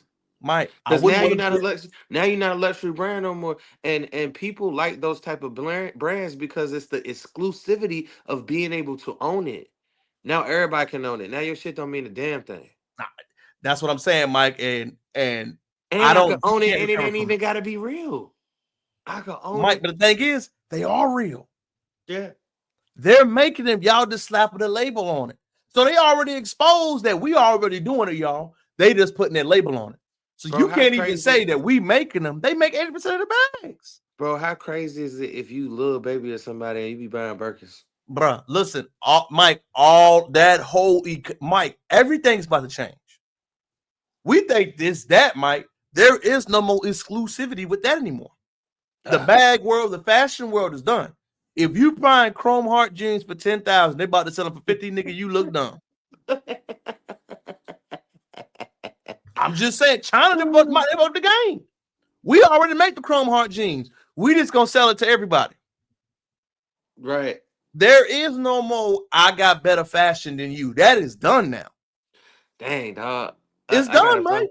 The fashion wave is done. I gotta find a new niche. I can't get my shorty a bag no more. Mike, you just gonna have to you're gonna have to focus internally. Now you're gonna have to focus on the game and your accomplishments. There is no more I buy stuff to make me different now. China's popped that bubble. If you a young man, you gotta work on your swag, your game, your spirit, what you working on, and your accreditations. Because everybody about to have whatever you got, we all about to have. It ain't gonna be no differentiation no more. You have to be focused on being a producer. Now it's going to be, what am I doing now? Because that exclusivity of what I got is gone. Bro, that's scary. But Mike, like I tell people, Mike, and remember we had this conversation. We graduated college 10 years ago, Mike, this October. I mean, this May, next month. Think about everything that we were taught back then, Mike, that has no application to right now. Think about how crazy the world is going to be in an additional 5 years, Mike. Right now, we just learned that fashion is done. It's done. So my question, bro, that's the new age Newt, bro. Because my question to you is, are we gonna have fashion weeks anymore? Are we gonna have these big fashion shows? Like you said, hey, for real, you better slide. Hey, what's the point now, Mike? How you gonna compete? Once they said that y'all only make 20%, China's already saying everything that they do, we gonna do. And Mike, remember, they have a law saying that we could duplicate it. Bro, so if you drop something, Mike, they can make it. I could have them. Ain't no laws against it, Mike. Hey, look, I could have a McCall t-shirt. They be like, we got the McCall t-shirts for Mike, the low. They are going to undermine everything you do, Mike. You got to remember that. They said governmental law in China saying, yeah, we can do dupes. So if you drop a vehicle, Mike, they going to buy that vehicle. They going to look at the vehicle, copy it, and sell it under a price what you selling it for. Ooh, and still name it the same shit. Mike, they ain't got, Mike, what are you going to do? That's the real part about it, Mike, that's so genius on their end that they really just said there is a law in their country saying that we can do that and it's legal. Bro, Trump don't even know how much he fought the game up. Mike, the recession is on the way. It's on everybody out here now. Put your money to the side. Be prepared. Have multiple things you're working on, i.e. what we doing, Mike. You better have something you're going on because there's going to be a lot of job loss. Serious, Mike. Serious, it's coming. If you don't see these writing on the walls, little sign, the droplets, we are already seeing it happen right now. If you have a BS job, you better get a real job. If you have a travel career, you better get a real job. If you have something with fashion, you better change your appearance. If you have some, Mike, I don't even know if you saw it. I ain't even want to drop it on you too. I'm gonna keep going. All these careers, Mike, that we see are going to be changing. Government contracts just ended, Mike. I don't know if you saw that. Boy. So let me show you, Mike. I saw this week. I don't even know if you saw it, Mike. The Pentagon So remember those jobs we heard about growing up, Mike, that were going to be safe, that want to be good by banking institutions, by company? Everything that we were taught, Mike, is under attack. Right now, Mike, Deloitte, Accenture, all those companies we used to hear about, Mike, Pentagon has terminated a $5.1 billion contract with IT. All them tech jobs we heard about, Mike, are gone now. Damn. Let's keep reading. They have terminated these jobs. Say, hey, through recent spending, we don't need to have that much technology going on. We overestimated, Mike, by nearly $4 billion. What? Mike, tech careers are under attack. Fashion industries are under attack. You know how scary that is right now? Bro, it's the end of the road as we know it. Once I saw that, Mike, I said the Deloitte contract is being ended with the Pentagon. Do you know how much layoffs is going to happen from that, Mike? Ooh, I think and I got Mike, a family quietly member as that it's works for kept, Deloitte. I know if Mike, quietly as it's kept, I know a lot of people from IT has been getting laid off recently. Dog. Hey, my cousin, she worked for the government. She worked in Baltimore County. She's in accounting and auditing, right? For governmental contracts and things like that. Her office has a certain amount of people. They cut 85 people last week, and they said in 2 weeks they cut 75 more, and the company will collapse. Mike, we're seeing the wave. Mike, remember when that tech wave really hit around 2020? Yeah. You know, in my speaking class, I do Toastmasters of Houston. We have a lot of people in tech, Mike. I'm gonna get laid off. Unless you're doing cybersecurity or anything like that, what do they need you for? They don't need you for marketing no more. We can mark on social media for free. Right. We don't need you on direct consumer selling. We can hire sellers for that. Unless you have a career that's producing something, Mike, or selling something, you are in career change. And this is all because while we playing checkers, Mike, China playing chess. And again, Mike, another video back Americans out here dropping 800, 1,200, and even 4,000 and more on designer clothes, thinking it's all luxury, all high quality clothes, the high end stuff.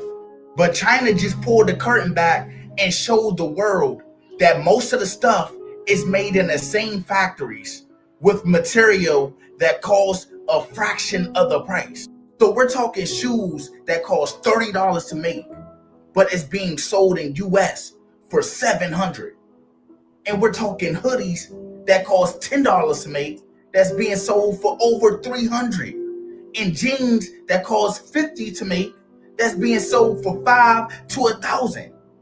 That's not high end. That's robbery, y'all. And this is the crazy thing. This is not even new. A lot of people just been blind to it. They think it just because it got a fancy label, that means it costs more. In reality, that just means the markups is better. China basically said, here y'all go. Now y'all better act like you know. And now everybody mad. They not mad at China. They mad at the brands that been overpricing this stuff they've been buying. They mad at the brands that they've been worshiping. See a sucker, lick a sucker, no diddy. They seeing now. They were never buying quality. They were buying status. Mike, we in a new world, dog. And it's scary, Mike. We in a world where everybody the same. Yeah. That's a bar, Mike. That's a bar. That was your strongest bar tonight. We see it in real time, man. And the reason why I say, Mike, as we dive into the thing is so scary is because everything we do in life, we try to do to be different. Correct. Body creation, Mike. Smell, ideas, cologne, scents. I don't even know if you knew this, Mike. You know, I had to go down my rabbit hole this week as we do our research. Did you know, Mike, that veneers and BBLs have a smell? Yeah. Did you? You know well, you got to think about it like this. I'm gonna go with the veneers, right? Don't cook too much, Mike. Let it watch for let our viewers see before you start cooking. Let our viewers see. As someone who literally works in plastic surgery post-op care, I be around a lot of BBLs. If your BBL is stinking a year into the process, you might have some, like, I don't think that's your butt. I think it's a wound. It could be your cooch. I don't think it's the BBL itself. It might be a wound or one of the holes. To which I would say go to your nearest hospital immediately because it's probably rotting for whatever reason. After a BBL, though, I will say the smells are not that pleasant for a multitude of reasons that I'll list out for you. First of all, when you get liposuction, they stick that needle in there. That looked like I was doing something else just now. And when they're sucking that fat out of you, your upper Sidebar, Mike. She went to Hampton. You know her? Nah, man, her light skin ass. Your skin is disconnected from the muscle. And the reason it's important that you get your massages, lymphatic massages, 6 months, you really should get them for at least 6 months after your surgery, is because your skin needs to heal. She might have been after us. Heal back onto the muscle, and you want it to heal flat and not have that like bumpy look that on someone's stomach. We all know the look I'm talking about. But I paused it, Mike. Got a little bit boring. But you cook and tell me, Mike, about the BBL thing that you learned and good. Go ahead and teach us, Mike. And the veneers. First of all, the veneers, you got to think about what a veneer actually is. And a lot of us are not spending the money to get the real veneer where they take your teeth out and put the implant in. We getting a composite veneer that's $2,000, $3,000, maybe $5,000. And all they doing is putting the composite over top of your teeth. So you have to think about that. They're putting composite over top of your teeth, and you're not brushing your teeth. You're brushing the composite. You're not flossing your teeth. You're not flossing in between that at all. You most of the people with the veneers, when they get the composite, it's laid on top so thick that you can't even go in between the teeth, right? It looks all crazy, right? So think about it. You just sit something on top of your tooth, your natural teeth that you're not taking care of. So it's just rotting and rotting and rotting and rotting. It's almost the equivalent of, you from New Orleans, so the people getting the permanent grills, right? It's the same thing. It's the same thing. And then think about it like this, right? You getting them veneers and then you have oral sex. Ugh. Secondly, with the fake booties and stuff, you got to understand they may have a smell to them because God didn't bless you with that, right? So your arm to butt ratio, now you got a bigger butt. God bless you with a certain size butt and a certain size arm. And a certain size arm to wash your certain size body. You know what I'm saying? So now you ain't able to wash your body the way that God made you wash your body, because you're enhancing your body. You ain't enhance your arms. Your arm is still the same size of when you could wash your body the correct way. So, and like she said, it's rotting flesh. A lot of these women are getting these BBLs and they not doing the post-op maintenance that they really supposed to be doing. So you, like she said, you're supposed to get the lymphatic massages. You're supposed to get drained. You getting drained like a vessel, a boat, or some shit like that. Like you're getting drained. You're getting drained, bro. So you got to understand the healing process, right? With the healing process, it comes pus, it comes different things of that matter. And if you're not getting those massages and they're not getting your body to drain the correct way, it's holding on to that infectious odor. It's holding on to all the things that you're supposed to get out. But we doing a lot of things because, one, we don't love ourselves. If you loved yourself, now I'm not saying every woman with a BBL don't love themselves. That maybe you love yourself too much that you want to enhance what God gave you. And ain't nothing wrong with it, but you spending thousands and thousands and thousands of dollars for a certain type of attention. I think for me, when I see all that additions that you're trying to do, I understand why you want to enhance yourself. But now, as we're aging, Mike, that look is not attractive. A super dumb big butt is not something I want my wife pulling up to at an elementary school meeting. I mean, if she already had it and it's hers, I But like Mike, big boobs. women are not naturally that voluptuous. You know what I'm saying? You know what I'm talking about. Yeah, When I it's like to the the point natural where bodies. when it's like overly voluptuous and we're going somewhere and you're super thick and we can't even have like regular accommodations, it's noticeable. You know what I'm saying, Mike? Like it looks, I know, let's just get away from it. It looks sexy at the moment, but when you're in a certain scene, it's cool. But day-to-day life, Mike, it's not cool. you gotta think about that. Travel, Mike. Go and drop your kid off at school, Mike. Think about your wife. If it's overly, like if she got like a normal makeover where it looks nice, cool. But if it's overly voluptuous and you're taking daughter to school, Mike, parent-teacher conference. I mean, it's just a point where Come you to our office day. you You know what I'm you saying, Mike? you hypersexualizing yourself. Yes, that's my point, Mike. It's like we all going to age, Mike, undoubtedly. As you age, there's no way a fat butt is on an older woman. Our mamas and aunties don't look like that. We know what it look like, Mike. We know. So when you meet someone that has an over voluptuous body, it looks kind of weird. Yeah, but a lot of people don't understand when they get it. They spend a little 20, 30 racks, right? Boom. They spend that bread. But as we saw in the video, they don't have a word for maintenance. You have to maintain that. You do.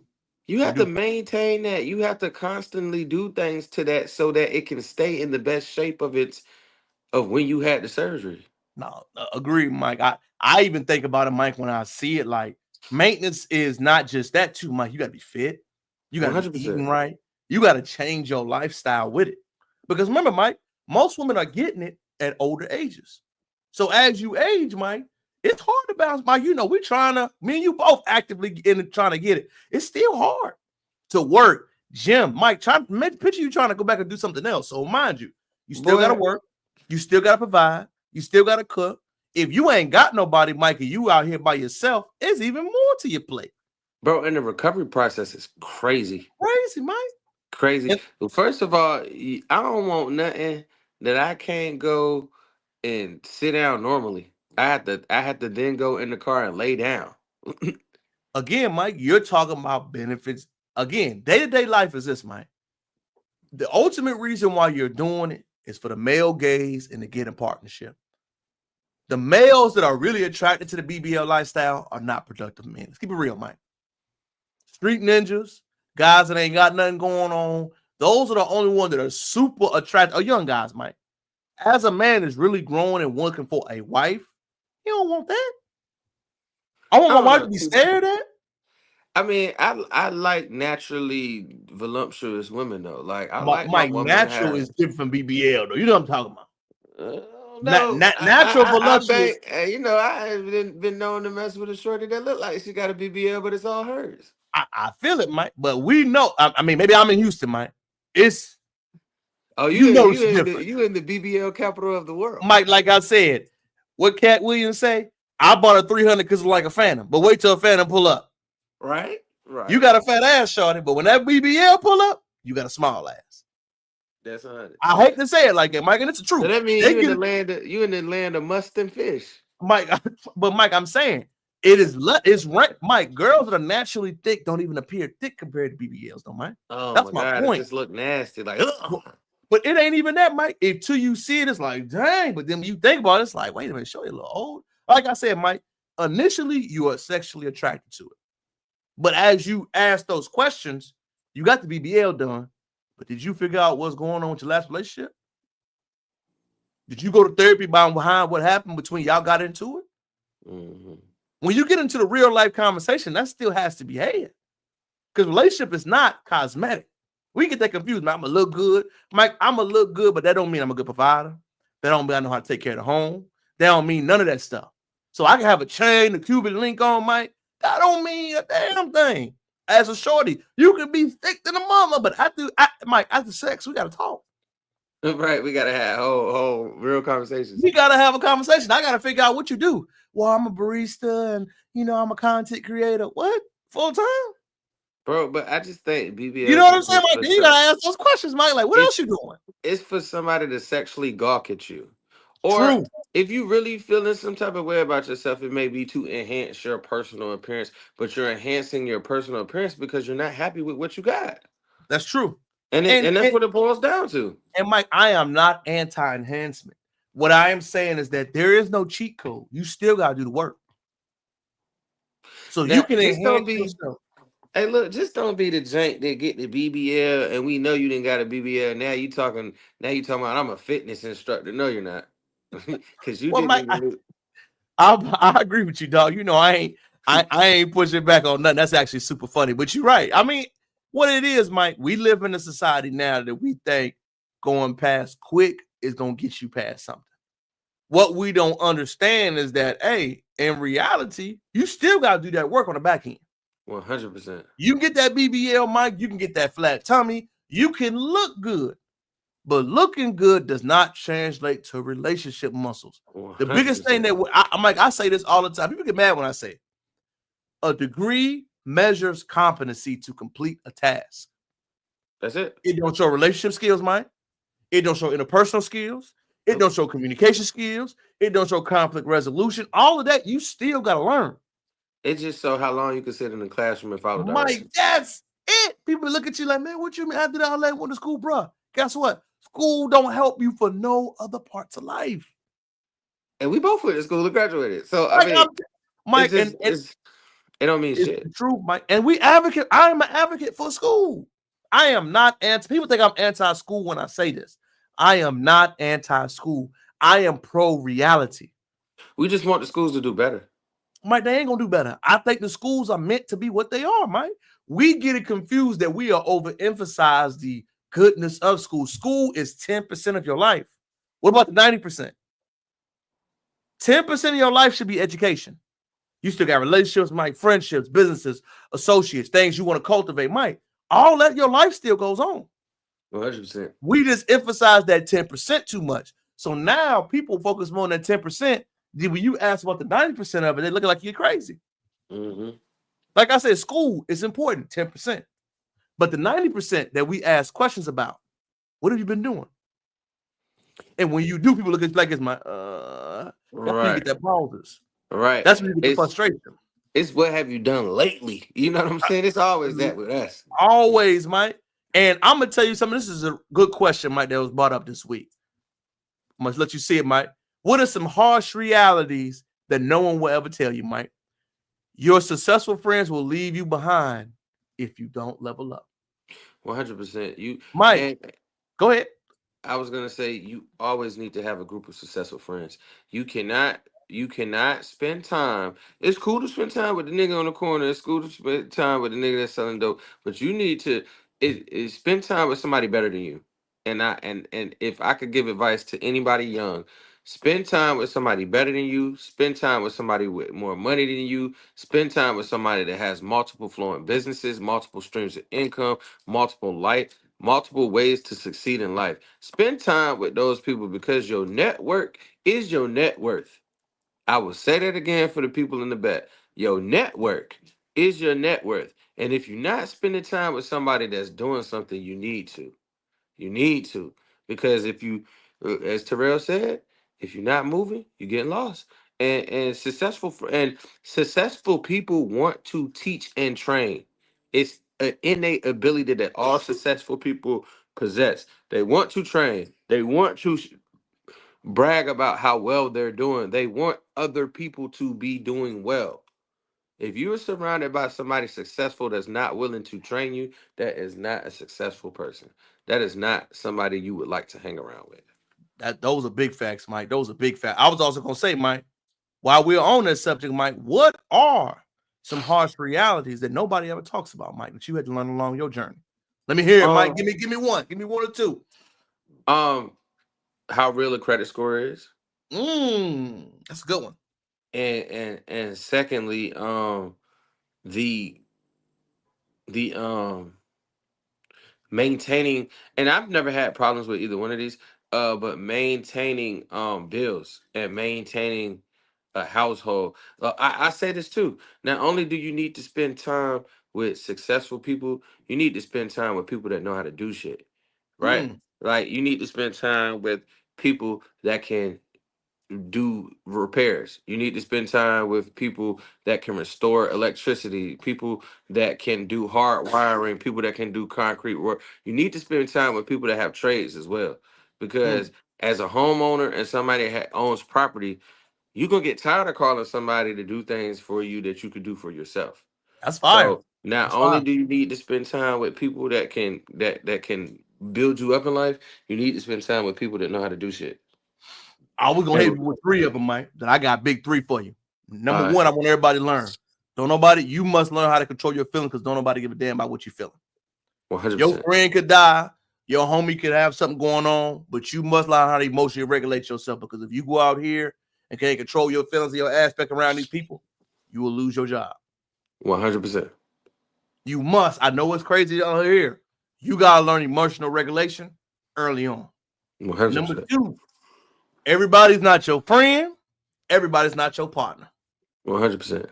If you thinking that everybody that you meet with, you drink with is your partner and your friend, and you don't have the discernment to understand this is my going out partner. This is my everyday dog. This is my dog I can make money with. You must learn that everybody has his place. Me and Mike can do multiple things, but I can't take my dog to do something with Mike. I can't take Taiwan to do stuff that I do with Mike. You got to know the ranges of your friends. And that's for real, Mike. 100%. A lot of the times we get to thinking, man, that's my people, that's my family, that's my loved one. No, bro. Everybody got a role. Everybody got a role. Oh, I will say this too. And if you are successful, stop bringing the whole hood with you.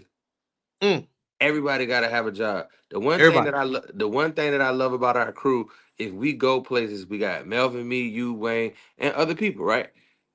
If one person in our crew get famous, there's 3 other people to do different jobs that person does not have to worry about. You cannot just ride on somebody's coattails and go with them because they're successful. You have to bring benefit to the situation. Because if there's no benefit, there's no reason for you to be there. So if you are riding on somebody's coattails, make sure you're beneficial. Make sure you can be an accountant. Everybody can't be security. Make sure you be security or something. You know what I'm saying? Like you have to bring value in life. And my dad taught me this a long time ago about the relationships that I have in life. People are either assets or liabilities. You need to acquire your assets and make your assets work for you, but you need to let go of those liabilities because all they're going to do is bring you down. Big facts, Mike. And my final one I want to chime into, fellas, this is my dogs right here. Be suspicious of every woman. 100%. Let me say it again. Every woman you meet in your life, I don't care if you know them for a little bit or a long time.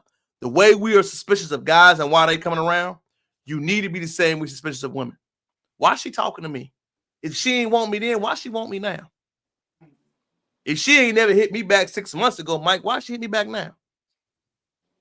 If you ain't never talked to me or had no conversation with me before, but you all on me, what you want? You need to be suspicious just as much as you are of men. You need to be the same way for women. I say the women need to do the same thing with the men. 100%. Absolutely, but I think the fellas need to hear this.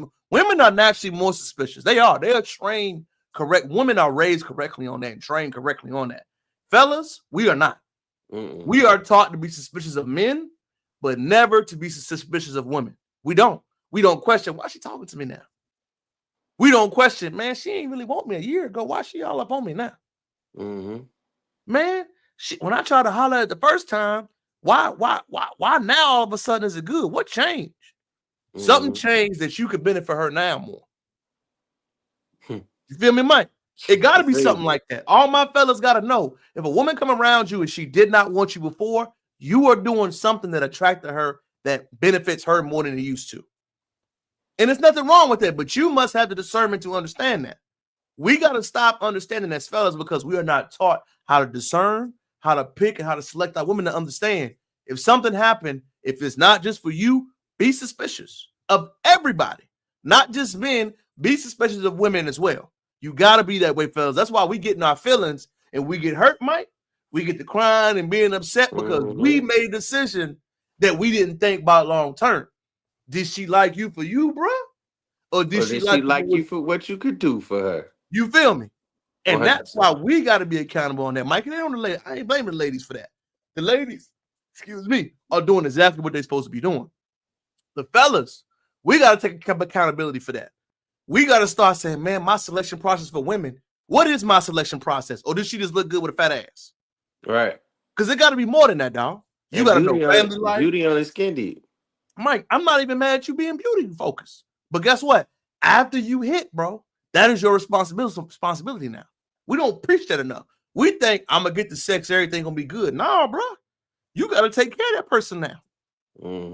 Coochie come with great responsibility, Mike. 100%. Am I lying, dog? Nah, Getting dog. sex comes with great responsibility. All fellas need to learn that. There is no romance without finance. There is no I'm getting this, ain't no responsibility back on that. Something's gonna come back to you, bro. You must learn up front. If I deal with this person, can I afford it? Can I handle it?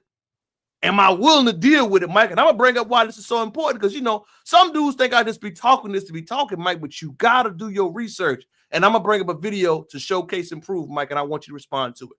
All right, ready? How many Fair guys use, Mike. Fair use. you got with in one night? Oh, I seen this. 10. 10? Like 10. You got with 10 guys in one night? Well, it was before we dating, so it doesn't matter. It does matter to me. It doesn't matter. No, I'm being serious. Like, when did you go with 10 guys in one night? It was before we were dating, so it doesn't matter.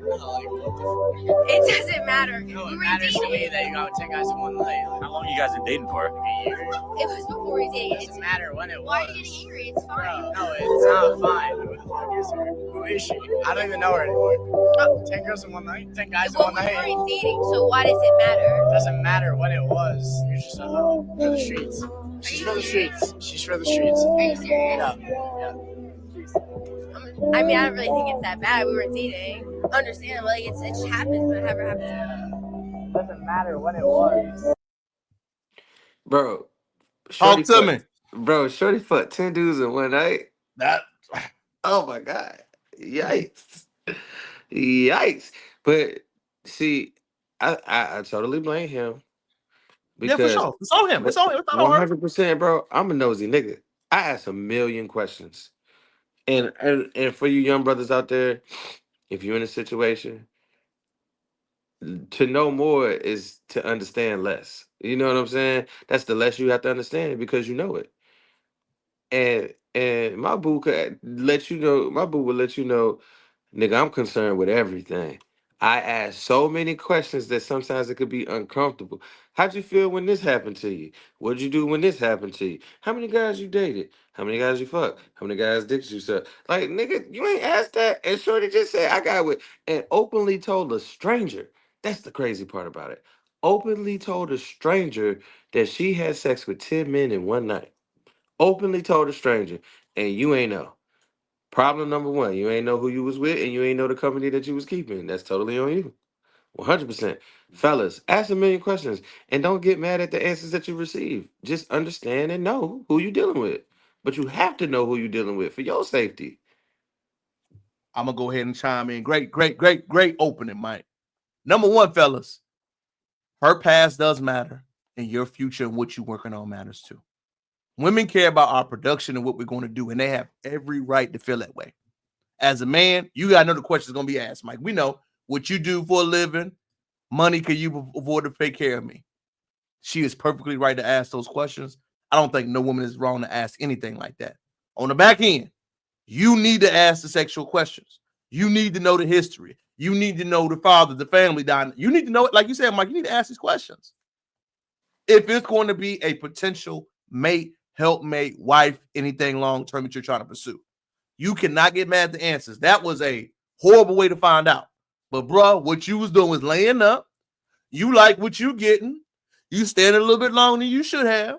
Nobody ever told me, man, ask you a question. What's going on? You asked some questions. You found out. It hurt your feelings. You had every right to feel that way. But you can't blame nobody but yourself.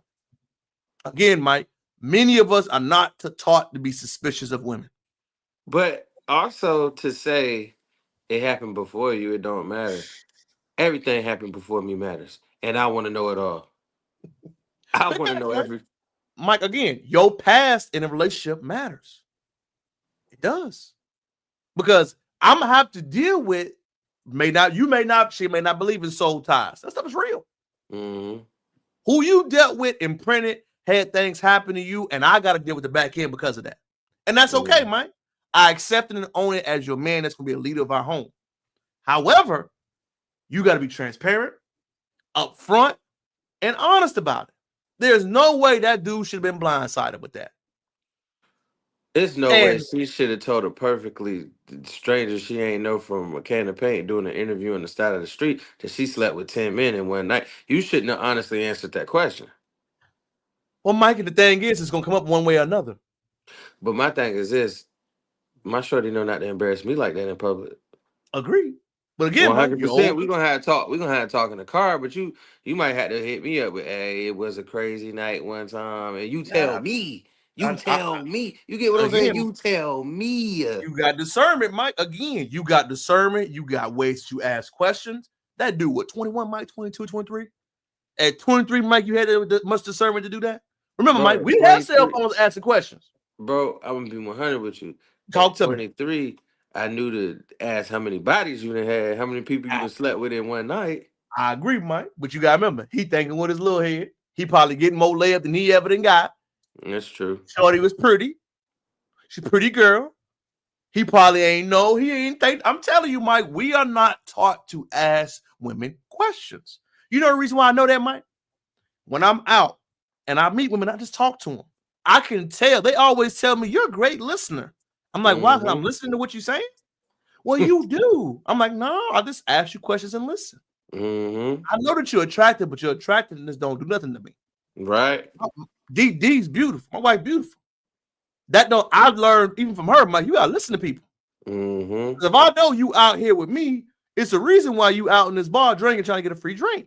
But honestly, something happened. Now I want to hear. I ain't gonna buy you that. My course, we just listen, but I'm not taught to listen, Mike. And I'm actually listening to listening. So when you say something, yeah, I was in engagement and it just ended. What happened? It just ended. You ain't talk to nobody about it. But it's crazy, T, because I think me People and you just say have. something like that. I'm like, I think me and you have like genuinely inquisitive personalities, right? So me personally, like I said, if I'm getting to know you, I actually want to know you for who you are. And I'm asking those questions. I want to know everything. And you can ask my lady, bro. I asked her about her past so much. And I mean, some of the things she says doesn't bother me at all, but I want to know, bro. You got to know who you're dealing with. You got to know their deepest and darkest secrets at all times. Well, again, Mike, you got to remember, you are taught and right now learn to be suspicious. And there's absolutely nothing wrong with what you're saying. I'm saying, Mike, in the field right now, to our YNs, YCs, youngins, they not taught that way, Mike. They are taught big booty, slide in DM. You ain't taught to ask no questions. You ain't taught to say, why she so feel comfortable to get her butt towards the camera every time she on Instagram. Right. You ain't My asking. thing is this too, for the YN, stop going in the DMs, bro. That's corny. But I mean, Mike, it's their word, Mike. That's their word of making first entry. That's what they do. To us, it's corny, Mike, but to them, I'm just saying what up. And it's crazy, Mike, but you gotta understand, we didn't have that, so we didn't grow up with that accessibility of that. You're right. So for them, it's just point of contact. At the end of the day, Mike, you can have point of contact, but you still gotta meet in person. But like I said, before you have point of contact, you need to be looking at stuff. If all you do is show pictures of yourself all the time, it's a red flag. If you are so self-absorbed with your look, it's a red flag. If all I do is see you traveling pictures, it's a red flag. 100%. I need to see some pictures of you at work. Like, Mike, people don't think about these things. Like, what are you doing on your day-to-day? Like, if all you do is fun, lifestyle, look good, what else is to you? At the end of the day, Mike, we gotta sit back and have interacting conversation. 100. And young brothers, start dating women with depth. I'll say it again for the people in the back. Date women with depth. Don't date these shallow surface women at all, because you're gonna get a shallow surface relationship and you're gonna be mad at yourself. I want to say something, Mike. We need to start adding clarity. You can stack them high and date them, but to marry and have a long-term relationship. Because remember, Mike, 100%. as we don't say it enough, Mike, what is dating? To get married. No, Mike, let's keep it. We gonna lay on the bricks, Fuck Mike. it. Now I'm about to put. Stay There on you go. fuck. Dating means smashing. If you are courting to marriage and something long term, absolutely. But when you hear these words, I'm dating, decode that, fellas. I'm hearing, oh, you smashing out here. Okay. That's what that means. I'm dating people. I'm dating. That's what that means. We just dress it up, Mike. Oh, she dating? No. Dating means I'm potentially having sex with multiple people, men and women. Call it what it is, Mike. Put it in your mind. That's what's going on. When you got it in your mind, that's what's going on, you move accordingly. Am I going to out chase the other guys that she's dating? Or am I going to move on to somebody that's going to be accustomed to what I want to do? It depends on where you are in life. If you early on in life and you just want to date and you don't mind that, cool. But you got to know what's the order of things. Right. Don't get in your feelings if you don't know the order of things. Don't get in your feelings if you don't ask your questions to learn the order of things. I.e. dude in the video. You dating her, but you ain't even asked no questions to learn the order of things. Now you found out you was number 11 potentially the same night. That's because you ain't do your due diligence, bro. You got to do your homework. That's it, man. Do your homework, Mike. Oh, Mike dropped the gym tonight. Mike, we had our mark, baby. We didn't kill it tonight, Mike. We had a smooth night, man. As you can see, you everything. Gotta tell me about the haters, though, man. You ain't tell me. Oh, man, let me check. Oh, yeah, y'all. So, previous live last week. Thank you for bringing that up, Mike. What I want people to understand. When people say something to you, dog, y'all, you got to understand. They not talking about you. Say it again. When somebody constantly brings up something that you're doing, you are noticing something that they are not doing. So as I told Mike, our last live kind of ruffled some feathers with some people. My comments came off as in we are doing or acting better. No. What the comments were saying was, hey, if you are not working and doing something, why do you have so much to say? 100%. But if you read it the other way, what that tells me in reality, you ain't doing you shit. Ain't got nothing. Did I say it again, Mike?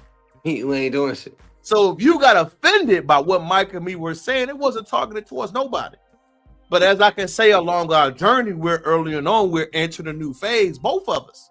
I'm just entering the social media. You live, Mike. We just learning. I'm learning on the job. Get Mike adding more to the repertoire, learning on the job. I appreciate the feedback. I do. This is not an anti-feedback thing.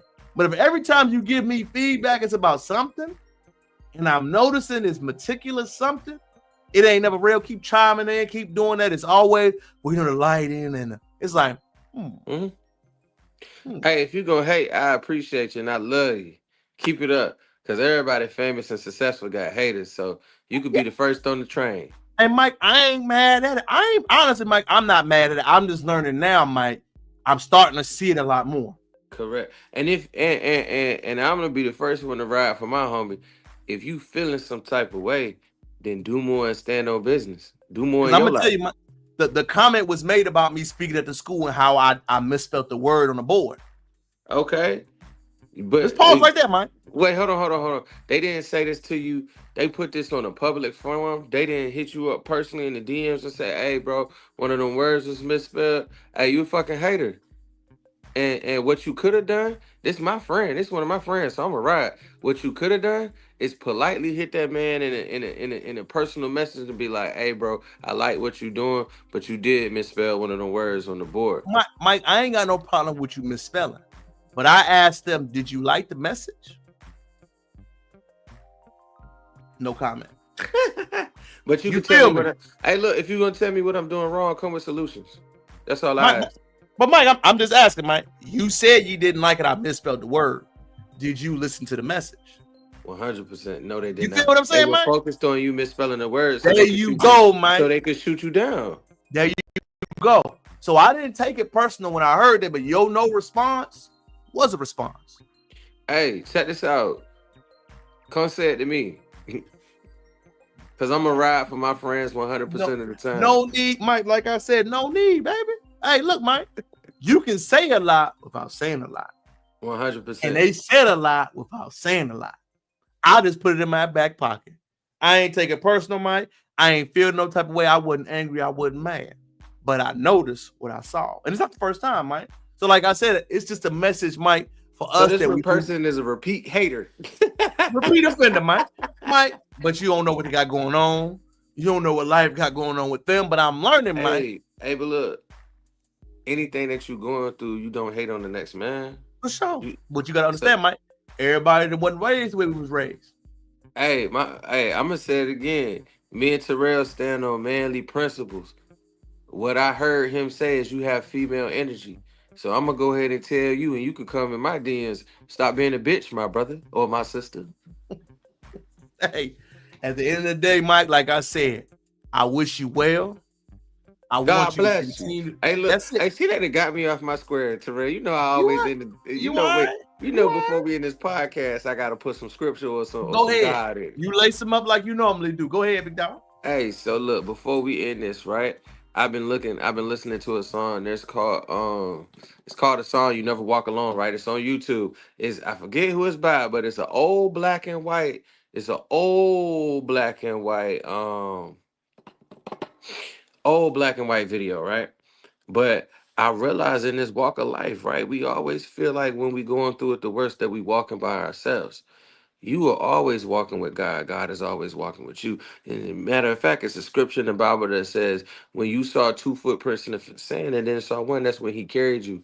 Remember, don't forget to ask him to carry you, because he will. He will carry you. He will make sure that he will walk that distance with you. He is always right there by your side, and you can always call on him at any time. Don't forget that. No matter what we go through in life, no matter how hard, how troubled, how crazy it is, no matter how far we done went away from him, he is always right there beside us, waiting for us with open arms. That's what I'm gonna leave y'all with. I love y'all. Mikey Mike McCall on Facebook and Where McCall at on Instagram. I Get love your y'all. workout in, B. Appreciate you, Mike. Peace. My dog Mike blessed us, man. Beautiful message by my dog. I want to end it off by saying this too, man. I don't want you to ever be mad this week. I want you to enjoy yourself. I want you to live your life. I want you to have fun. Remember, Sunday is the first day of the week. Make sure you share it live. Comment what your thoughts and feelings are. Thank you for everybody that got to check in with me on today's lesson. Remember, anti-black is global. We address all the subjects, the laws, South Africa disrespect, the delineation movement we got going on. All of these things are important. If you have not read my book, man, things that my parents would have taught us, purchase it from your boy. Make sure you check in with me. I got a new camera update this week. I got a few other files that we're working on, a few of the things that we're going to be getting into. Make sure you do that in any way you can. Remember, support your boy on all platforms, TikTok, Facebook, Instagram. Comment, like, subscribe. Hopefully you enjoy your week, baby. Hopefully you continue to work out and do healthy things for you and yourself. Make sure you enjoy your family. And make sure you continue to produce. It's your boy, King Crowd Up. Back again with another edition of Live on Sunday. Until next time, take care of your family. Take care of your people. Love yourself. And most importantly, celebrate life, baby. Until next time, peace.